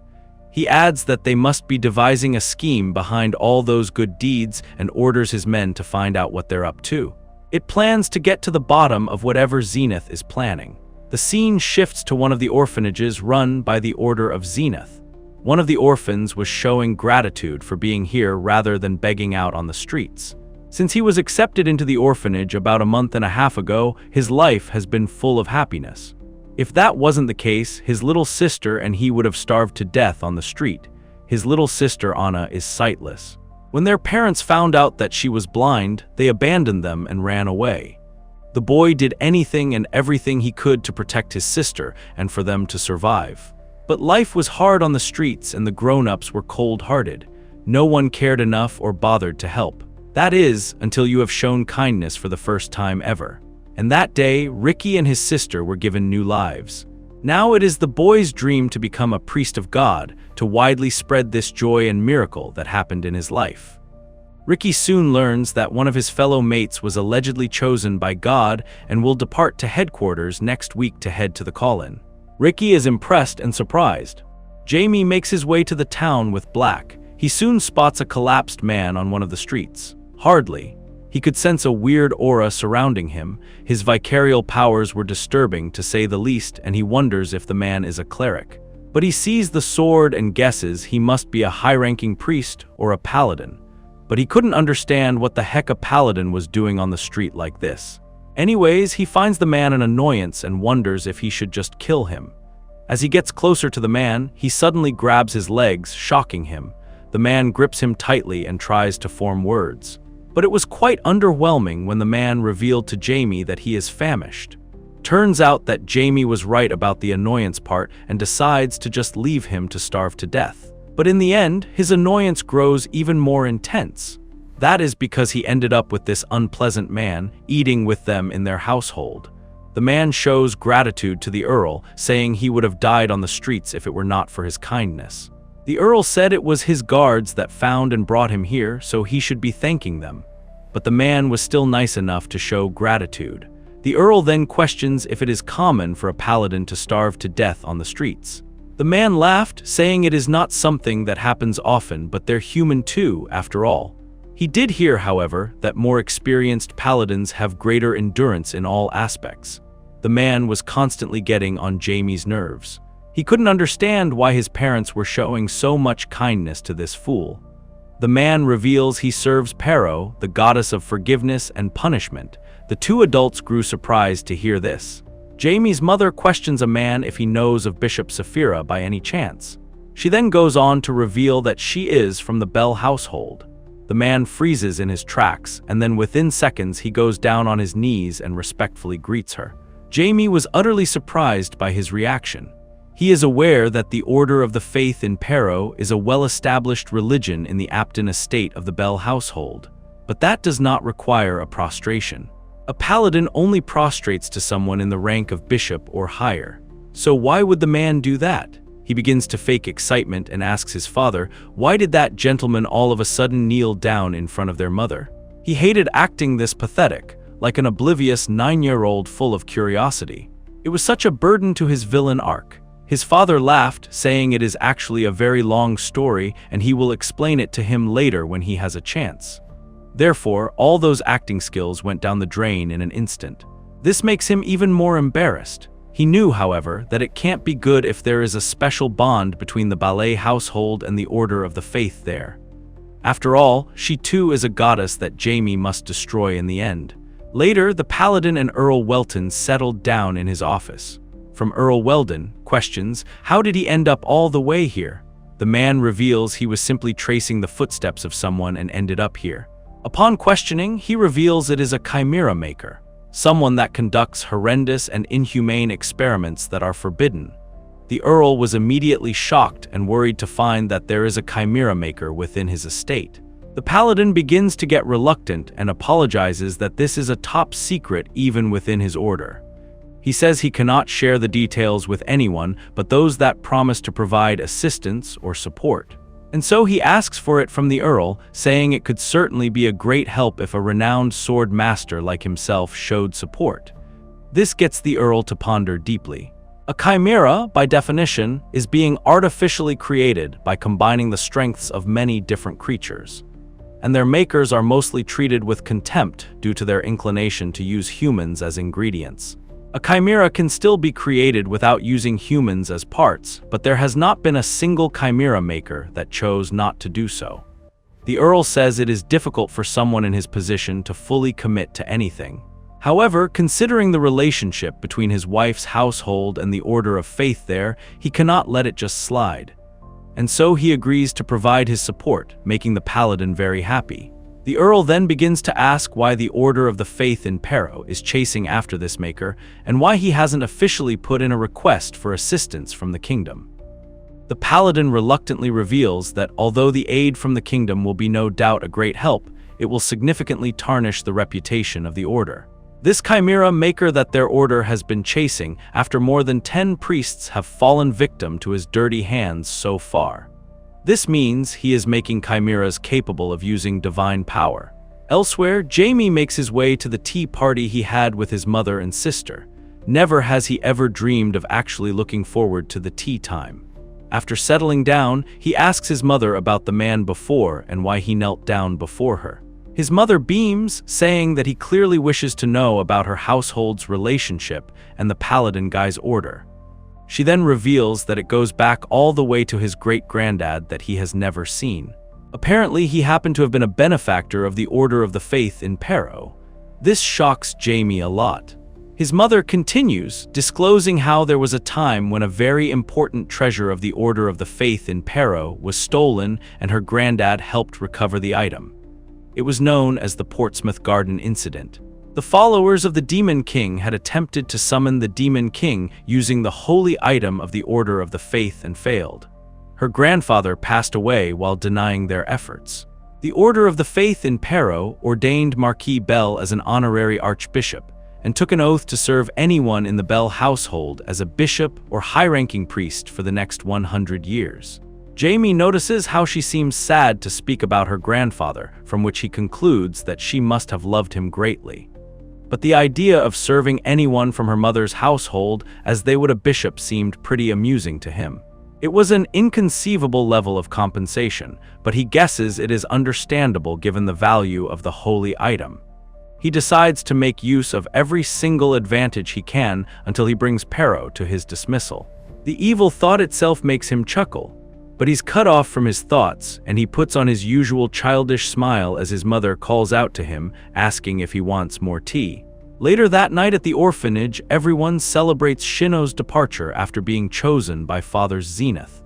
They all raised their glasses to commemorate the great night. Ricky and Anna get a chance to say goodbye to Shino personally. Shino told them that they do not need to cry and that they will be waiting for the other two there.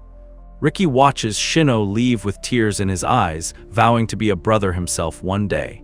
On the other hand, Shino's escort soon announces that they have arrived. Shino glances out the window, surprised that they had arrived so early. It feels like they have not traveled too far. He looks outside to see the gloomy headquarters, which spooks him out a bit. He turns to the escort to confirm if this is really the headquarters of the Order, but the man just grins in response and asks him to follow him. But Shino continues looking left and right and shuddering as he catches a bad feeling. It asks once again from the escort if he is certain they are not lost, but the man tells him it's okay. As they reach the building, the escort tapped on a book, revealing the secret path leading to a basement. Shino continues questioning and pointing out that something feels off, but the escort remains awfully quiet. They soon reach the basement. Shino gasps as he sees a creepy-looking hand in a room, but the man ignores him and rather addresses another man present. Addressing him as the bishop, he says he brought the boy. Shino bursts into tears as he finds the place too creepy. He greets the father and says he thought he was chosen by God. The bishop smiles and confirms that he was chosen indeed. Shino grows even more confused and asks why he was brought to this creepy place instead of the headquarters. The bishop's demeanor darkens as he continues to grin and reveals it is because this is where their ideals are being realized. He says he cannot wait to find out what kind of a creature an innocent child like him would turn out to be. He then signals for someone to come out of the door. The man looked grotesque as he chuckled while seeing Shino and asked where they got such a fine specimen for the experiment. He says that the boy will make a very good chime mirror. Shino freezes in his tracks and trembles, waiting for the worst. The scene shifts to the Weltons' estate. Jamie and the paladin roam through the Belvart Road, the largest street in all of Heist. The paladin excitedly says he remembers this place and he passed by the street at night while almost starving to death. Jamie tries his best to hide his annoyance. The reason he was showing this foolish paladin around Heist is because his father had told him to. This happened during tea time this morning. And so Jamie got one more reason to hate the gods if this was predetermined. On the other hand, the paladin was observing the boy carefully.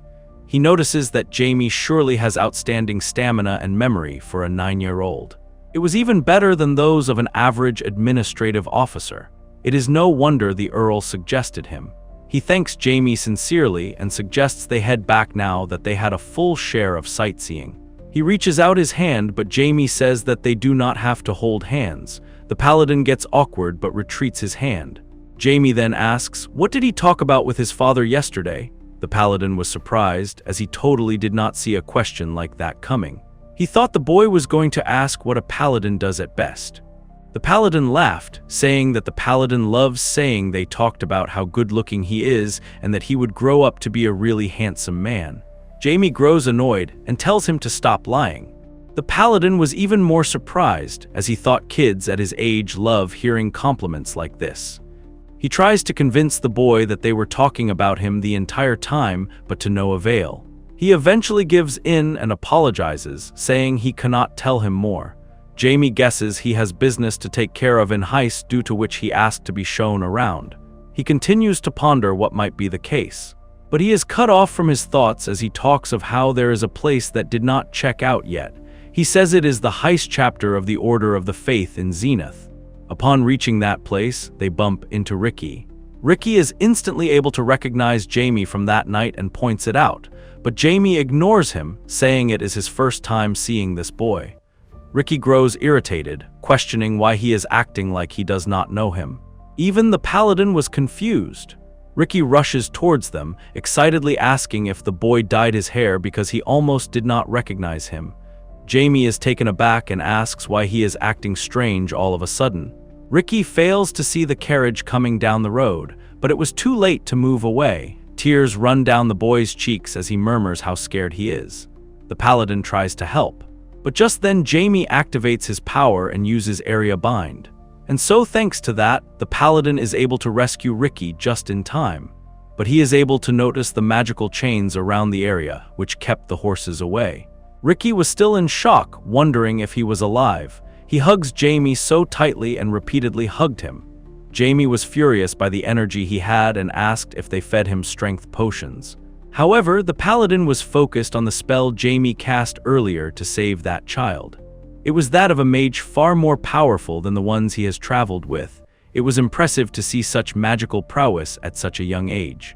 There is no doubt that Jamie Welton is a prodigy, and in a few decades or years, he will become a mage so powerful that the paladin would not even dare to look him in the eyes.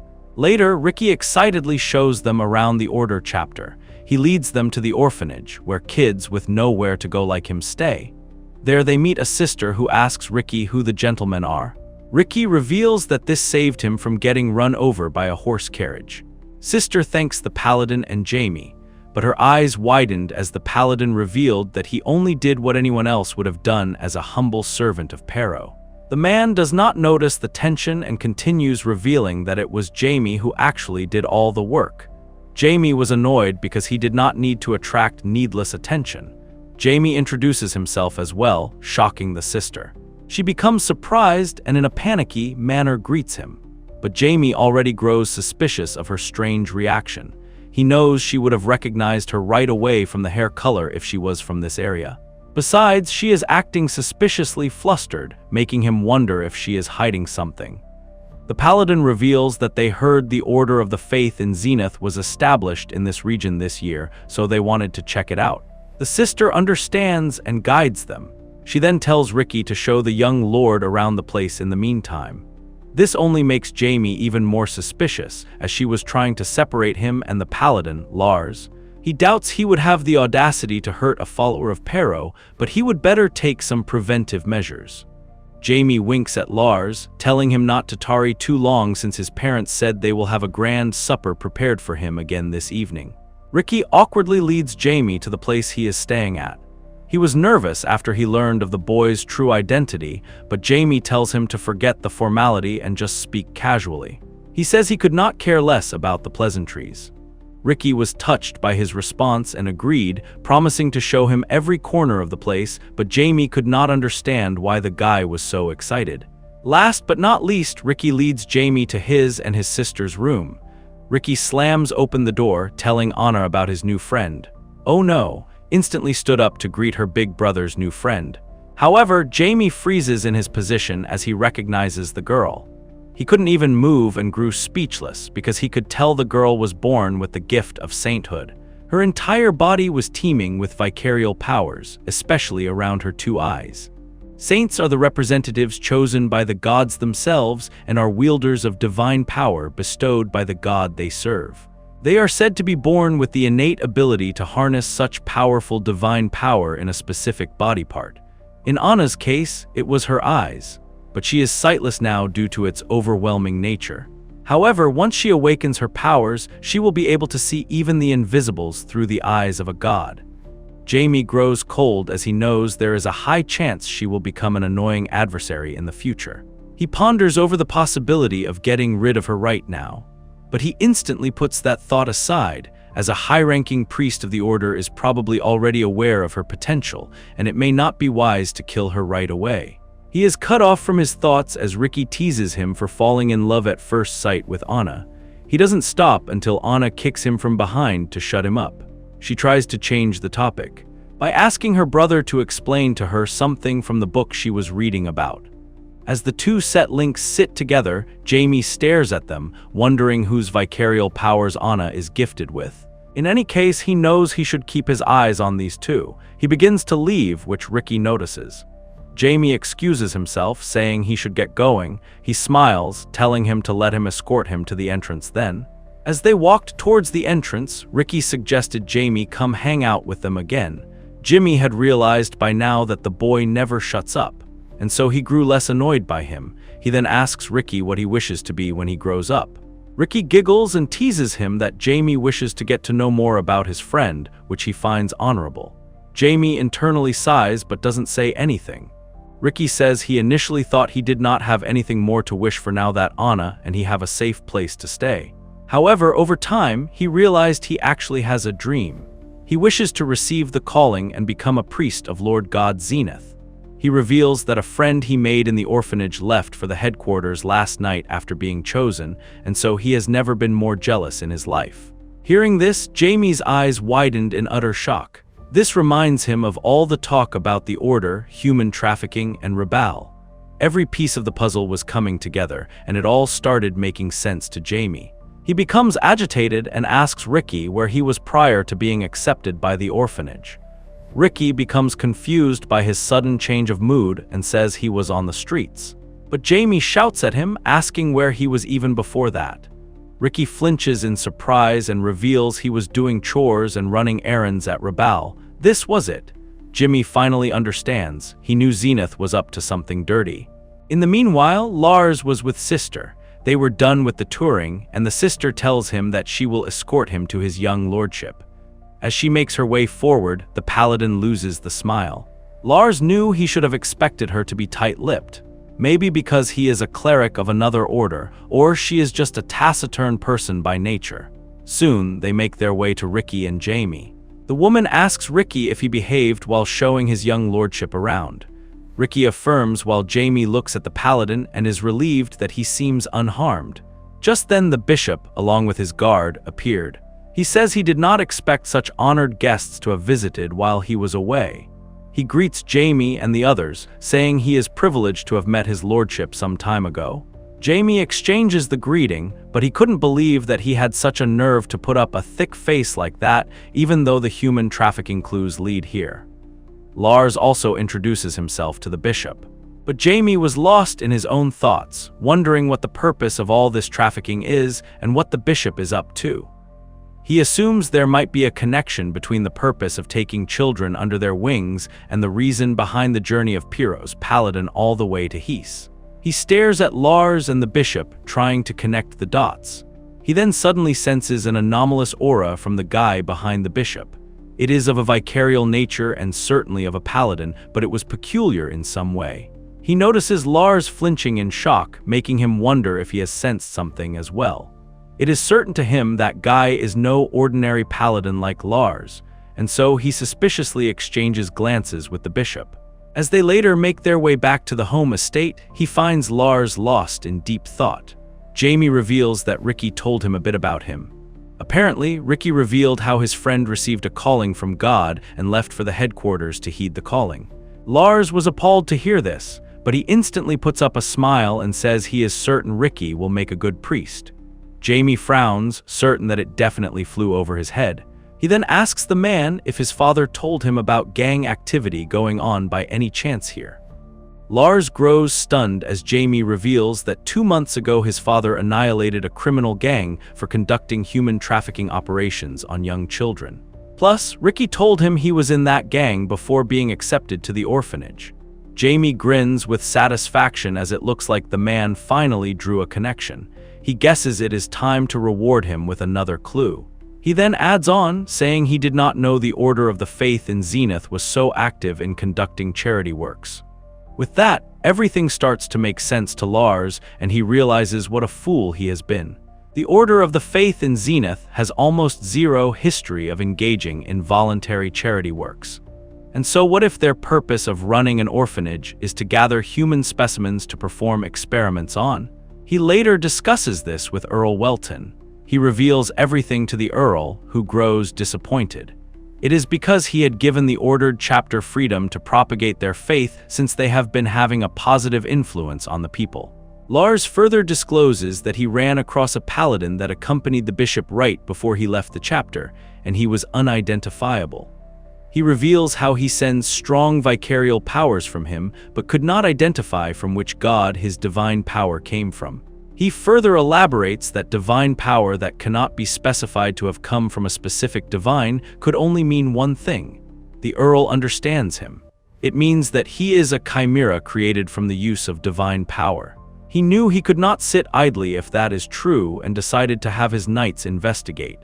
But lawyers interject, saying they cannot do that with suspicions alone, and he decides to find and bring hard evidence.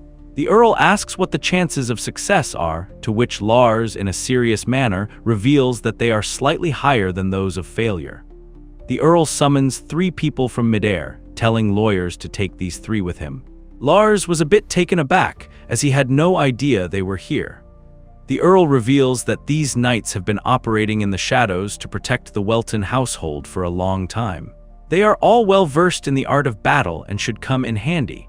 Lars could tell that their movements in aura resemble those of assassins, although they wield longswords. He eagerly thanks the Earl, promising to bring some good news. Black, who spies on the meeting, soon goes back to Jamie and reports everything. Jamie found the whole chimera experiment a disgusting thing to do, but he couldn't help admit that their innocence makes them a perfect ingredient for human experiments. But even Satan would not consider doing something like that. However, he guesses that is expected of a pathetic scoundrel like Zenith.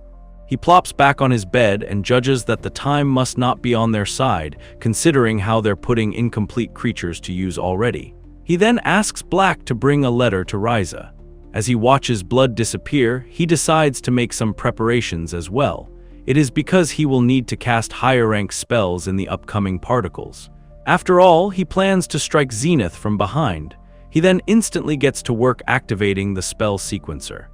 It is a technique that lets the casters store spells and mana operations within the body and advance to make them more efficient during the heat of the battle. A few hours passed by. Jamie's subordinates patrol the night in the chapter, but they are soon attacked by the Chimera Paladin. They had been told by their master that they would instantly die if touched by its sword. They try their best to flee and report to their master, but Philip ends up failing and is stabbed by the Chimera. As he weakly calls for master, Jamie appears in that moment, smiling. Jamie had activated a barrier around the building.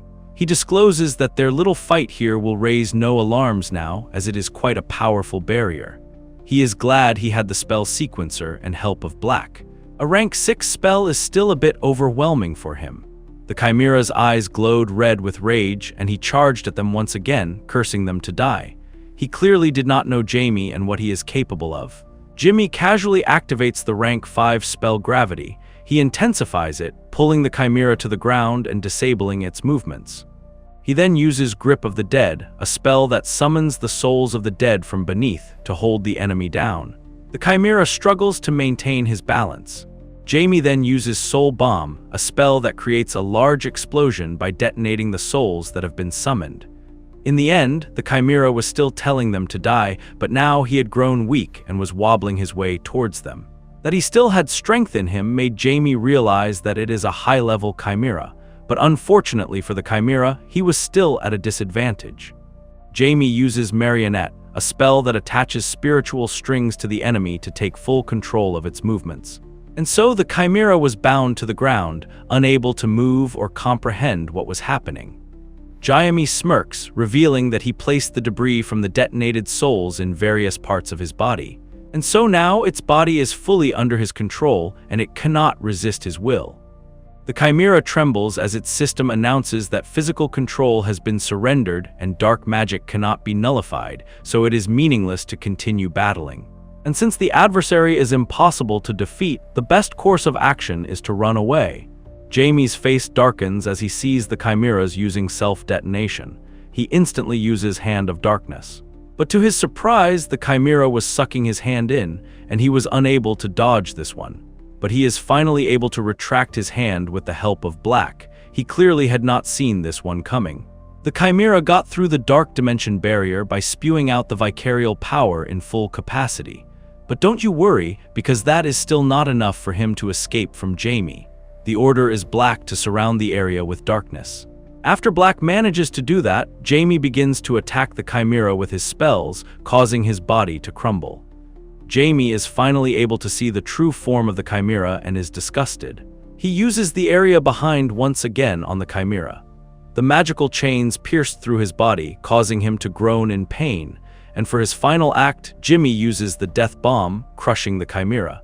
Death Wung was a deadly explosion that even crashes through the armor now.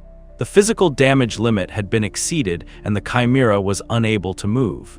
He then begins to activate his last resort. The Chimera's nucleus pops out, alerting Jamie. He sees the nucleus getting away.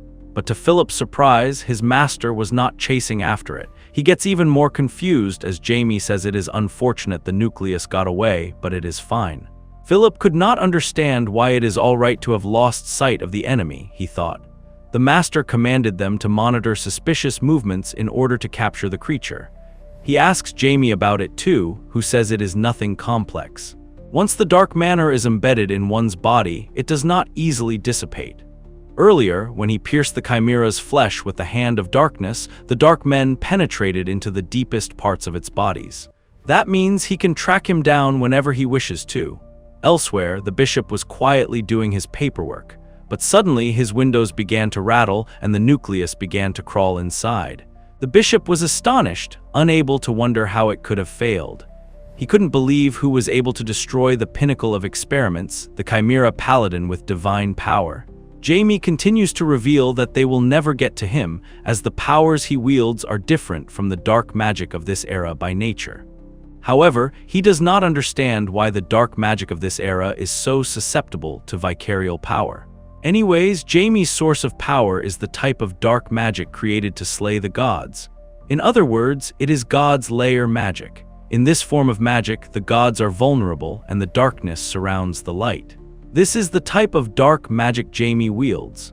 As such, puny grunts that practice vicarial power will never be able to trace the source back to him. And so the bishop was frustrated to death, unable to understand who on earth managed to defeat his chimera paladin. Azard soon barges inside. He had lost consciousness earlier after Philip pushed him out of the window to save him.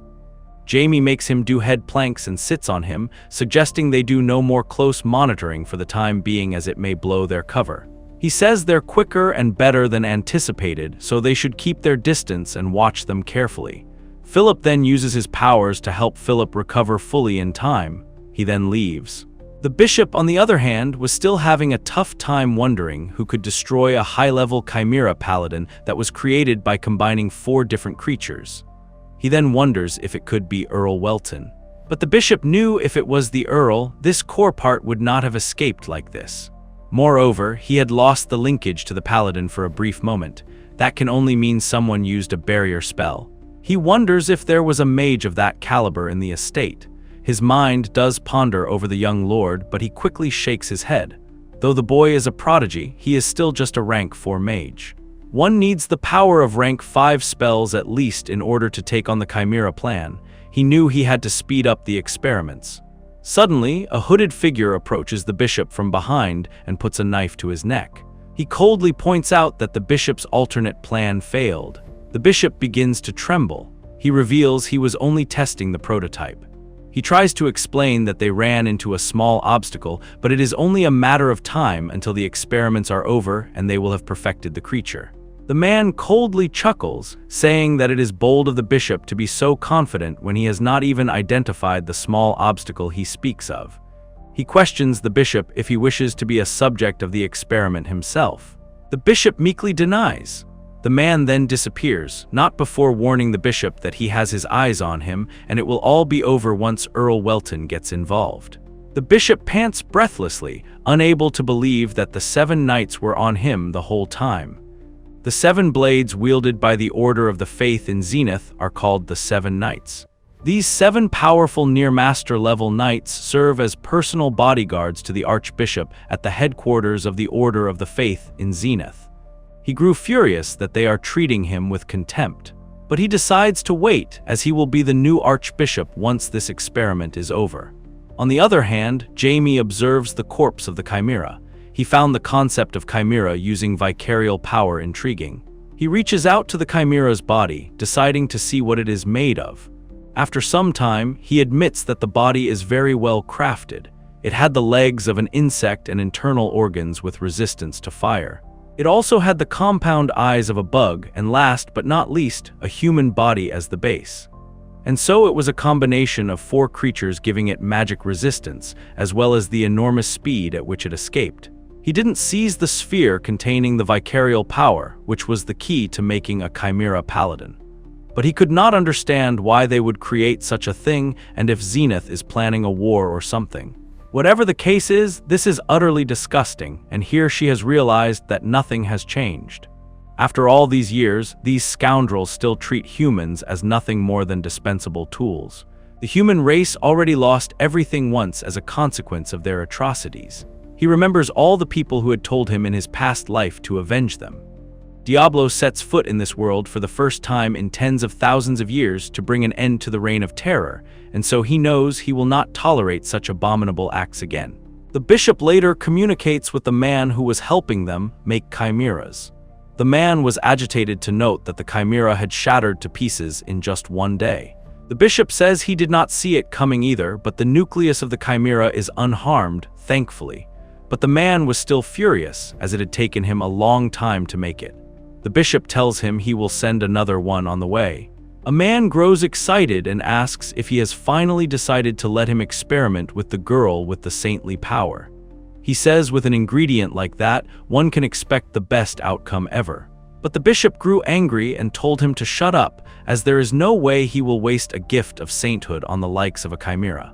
Besides, he already made up his mind on who is going to be the next ingredient. It is a faithful servant of Zenith and the only blood relative of the saint, Ricky. The orphanage sister soon approaches Ricky, revealing that there is going to be a chapter-wide announcement at the chapel. Ricky understands and made his way there. He begins to get triggered to see Ben sitting next to his sister. Ben is surprised and reveals he was the one that escorted her to the chapel. He pushes him away, telling him that his duty is over now and he should go away. He then questions the sudden gathering. The bishop soon commences with a speech and says he brought wonderful news to the congregation today. Their God has given yet another divine message. Murmurs fill the chapel as they wonder if this means someone else has been chosen like Shino. The bishop laughs, saying that their assumptions are correct. Their Lord Zenith has chosen another one of the children to be a devout priest, but little do they know the idea of what it means to be chosen. The bishop hides his laughter, thinking of what a blessing it is for a lowly orphan to be an ingredient of the mighty chimera. He calms everyone down and reveals that Lord Zenith has chosen none other than Ricky. He is the next ingredient for the chimera in reality. The scene shifts to Jamie meeting with his mother, who was coddling him constantly to his annoyance. Soon it is announced that there is a visitor for young master, someone claiming to be a friend. It takes some time for Jamie to comprehend who it could be, and he asks the man to bring him in. Ricky awkwardly greets Jamie and his mother. Jamie's mother asks a few questions of Ricky, and she greets him politely. She then asks how he got to become friends with Jamie. Rick is about to reveal the events of that night, but Jamie stops him. He laughs awkwardly and says he wants to hang out with Ricky, so his mother should head inside first. Jamie's mother does not pay much attention to such weird behavior and she leaves, but Jimmy does not go unscathed as he had to kiss his mother before leaving. Ricky's eyes widened in shock as if they would pop out of their sockets. After her departure, Ricky turns to Jamie, pointing out that his mother must love him a great deal. Jamie suggests they forget about it and asks what brought him here. Ricky reveals he received a calling and will be departing heist soon. He says he came to say goodbye to him. Jamie's face turns instantly pale as he knows what his departure means in reality. Elsewhere, Lars was exhausted searching the whole area for a chimera paladin or suspicious character. But it is to no avail. He had failed even after closely monitoring the order for a few days since that day. He wonders how they cannot have made any moves. He soon bumped into Ricky and greeted him. Ricky revealed that he came here to see Jamie and also revealed to the man that he received a calling from Lord Zenith. He excitedly tells Lars that he was chosen and will be departing for the headquarters tomorrow morning. Lars flinches as he hears the dooming news. His eyes were filled with rage as he realized this is how they have been deceiving the orphans. He couldn't believe the followers of a divine god can pull dirty tricks like this. How can they treat the lives of young children with such contempt? He pats the boy on his head, saying that he is happy for him and he will for sure make a good priest. Ricky laughs and thanks him, saying he will grow up to help other people just like him. They bid goodbye to each other. As Ricky departs, Lars turns to the Night Knights. He says that tomorrow morning they will go after the carriage Ricky gets on, wanting to show what true punishment feels like to the scoundrels. The next morning, Ricky begins to depart with a large bouquet of flowers. He thanks everyone for seeing him off. He also promises to become a brother and pay a visit. Ben and Anna silently cry as they see him leave. Ben assures Ricky not to worry about Anna as he will take good care of her. Anna smiles, telling him not to worry about her and focus on the priesthood. They hugged each other one last time. Ricky begins to tear up, promising it will not be long and he will write to her whenever he can. As Ricky's carriage leaves, Lars also signals his men to go. If you really thought Jamie was doing nothing in this situation, you thought wrong. He was on his bed, channeling his inner mana to see what is happening. And so he decides to track down the dark mana imbued within after confirming Jamie has departed. It was just like Jamie had expected. He could trace the dark mana back to the Order of the Faith in Zenith. There are 3 requirements in order to create a chimera using vicarial power. First, the victim is to be used as the ingredient. Next, the chimera maker will conduct the experiment, and lastly, a high-ranking priest will bestow the vicarial power. Speaking of which, Jamie knew there was only one high-ranking priest in the area, and that was the Bishop of Zenith. He decides to leave lords and the knights to take care of the lab on their own while he has a meeting with the bishop. That's how you checkmate it, folks. Make the bishop make his way to. On the other hand, the bishop makes his way to the magic mirror, chanting that an orphan boy takes a path to blessed paladinhood. But God does not grant such blessings without his perseverance. He brings forth Ricky, as it was time for him to face the despair and sufferings. But right before Ricky could be taken, the holy ritual was interrupted. It was done by none other than Jamie. He calls the bishop a psychopath. The bishop senses a dark aura radiating from the boy. He finally realizes that this is the one that slew the paladin. He decides to teach him a lesson for interfering with God's work. The area soon becomes a battle sanctuary. Jamie knew the battle sanctuary cast by a bishop would grant him enough power to crush boulders with his bare hands. The bishop says he will make this short, as he has a ritual to complete. But Jamie couldn't believe that this is all the strength the bishop has got.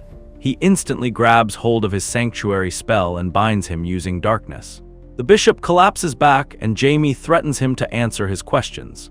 But of course, the bishop did not give him this easily, so Jamie had to examine his brain and torture him. On the other hand, the man responsible for creating chimeras was growing agitated and impatient as it was taking the bishop too long. It turns out their cover has been blown as the knights began to barge inside the place. After some observation, Lars sees one book on the bookshelf that does not have any dust on it, unlike the others. As he taps on it, they are surprised to see a secret entrance being exposed. Lars comments on how he feels ominous energy all of a sudden and they should better be on their guard. It was just like he had predicted. He flashes his sword against brute strength. It was with none other than a chimera. Now that Jamie has taken control of the bishop's mind, he orders him to go to the Earl's place at once and report everything. He leaves after strengthening the brain control spell. This way he would not speak of Jamie's existence. However, he holds as he sees the mirror and changes his appearance. It is because he just had a splendid idea in his mind. The chimera creator, on the other hand, was extremely furious. 4 chimeras have been destroyed already, and he wonders what is taking Bishop Lincoln too long. It is not like he can leave the experiment unattended and get rid of them himself. He taps on one of the incubators, disappointed that he has to put this one to the test so early. He activates the chimera, thinking it will deal with the intruders. He looks at the human body on the table, waiting for the nucleus. Soon, an injured Lincoln makes his way to the basement. He reveals how he got attacked by an intruder and it took him some time to finish him off. He says he is inclined to think it was the same scum that destroyed the Chimera Paladin and he was too powerful to capture alive.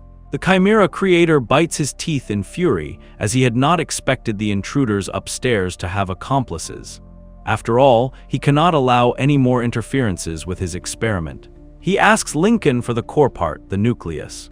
But Lincoln suggests they deal with the intruders first. The man grew agitated, saying he already sent one of his best creations to dispatch them, and now he just needs the core part. I'm assuming you have figured out by now that Lincoln is not really the bishop, but Jamie in disguise. If I met her creator, he would stare at the nucleus with satisfaction, as now he can finally complete his best piece of work yet. He has been waiting for this moment for very long, and he cannot fathom how powerful this one will be. He asks for Lincoln's opinions, who says he expects it to be more powerful than the Chimera Paladin at the very least. He's about to put some finishing touches on the nucleus. Seeing the bishop giving dry responses, the Chimera Maker grows annoyed, but he then realizes that he is not Lincoln. Jamie is taken aback by the accusation and he says, of course it's him. He wonders if he was supposed to be passionate about his sick research instead. But the man uses his powers on Jamie, urging him to show himself. On the other hand, Lars and the other knights had beheaded the Chimera. They make their way further in. Lars is shocked to see the bishop being beaten by Chimera, which was stronger than the ones before. Lars grows irritated as it was too narrow here to take a proper swing at it. He needs more space to maneuver. He uses the Blade of Judgment on the Chimera, but Lars is caught off guard and it is too late to thwart the attack. But Death just knocks on his door and leaves, that too without an explanation. The Chimera groans in pain and retreats his hand. The other knight suggests largely that they should also reiterate and re-strategize. One of the knights decided to grab the beast's attention while the others retreated. Lars refuses to leave like this. However, the knights blatantly refused, saying they were ordered to provide support and help him achieve the goal. They do not do anything that gets in the way, but Lars knew that fighting that beast alone was a suicide mission. The knight agrees but reminds him that they are the knights that serve the Earl. They make choices, sometimes undesirable ones, in order to bring out the best results in favor of the Weltons. Obedience without question to their master. That is the sole purpose of their existence. They clear out anything that interferes with the masters as well, including their own lives.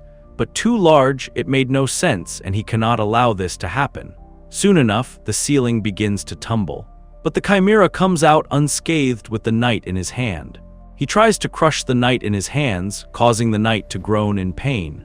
Lars grew furious as he threatened the chimera to let go of her. He tightens his grip on his sword, and with determination, he tells the others not to worry. It is because he is a servant of Pero, the goddess of forgiveness and punishment, and her divine executor.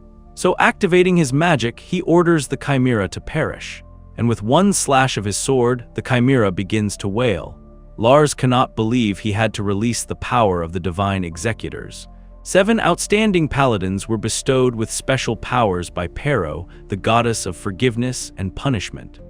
Although there are severe drawbacks of using the power while it is in effect, the paladins are able to command enormous divine power. The knights were shocked to see their fellows come back to life. Lars smiled, saying God, forgiveness to the good, and punishment to the evil are fundamental teachings by his goddess. Although once the power of the executor deactivates, he will be partially inflicted by the damages they have received. Though such drawbacks are his consequences to bear, he is relieved that they are all right. Now they make their way forwards towards the Chimera Maker, who is furious. After they went away, a hooded figure approached the Chimera Maker. It was none other than Jamie. Seeing the man reveal his chimera body, Jimmy calls him out for having weird tastes, especially winged chimeras. He then shows the man the core part that was under his control. He says he has been wanting to play with it himself, but he crushes it, saying he is quite clumsy. Jamie then activates the warp spell. The man begins to grow furious, wondering if this boy really thinks he will not be able to nullify the portal. He decides to shatter the portal to pieces, but to his shock, it does not budge. Instead, they were transported away. Jamie calls him out for being weak and tells him to enjoy the scenery while he can, because when this is over, he will be disintegrated and reassembled to be his loyal servant. As Jamie fights with the Chimera Maker, he observes that 7 different creatures are fused into his body. There is good chemistry between the pieces as well, and so it can no longer be called a human body. And so he will surely make a good underling. Lars and Welton's knights make their way to another room. Lars knows he only has 20 minutes until the power expires. In that time, they must find Ricky, before the divine power of the executor subsides. However, they soon come across a chimera that uses swordsmanship techniques. Lars shudders as he sees how powerful the chimera is. He couldn't believe this was a possibility. They then see another chimera approaching them, which is the hybrid of a demon horse and an ogre. Lars looks at them frozen in his tracks, as these are mixtures of beasts that can individually handle a high-level knight. And so he does not stand a chance, but he knows he has to protect Ricky, and so he decides to take his chance.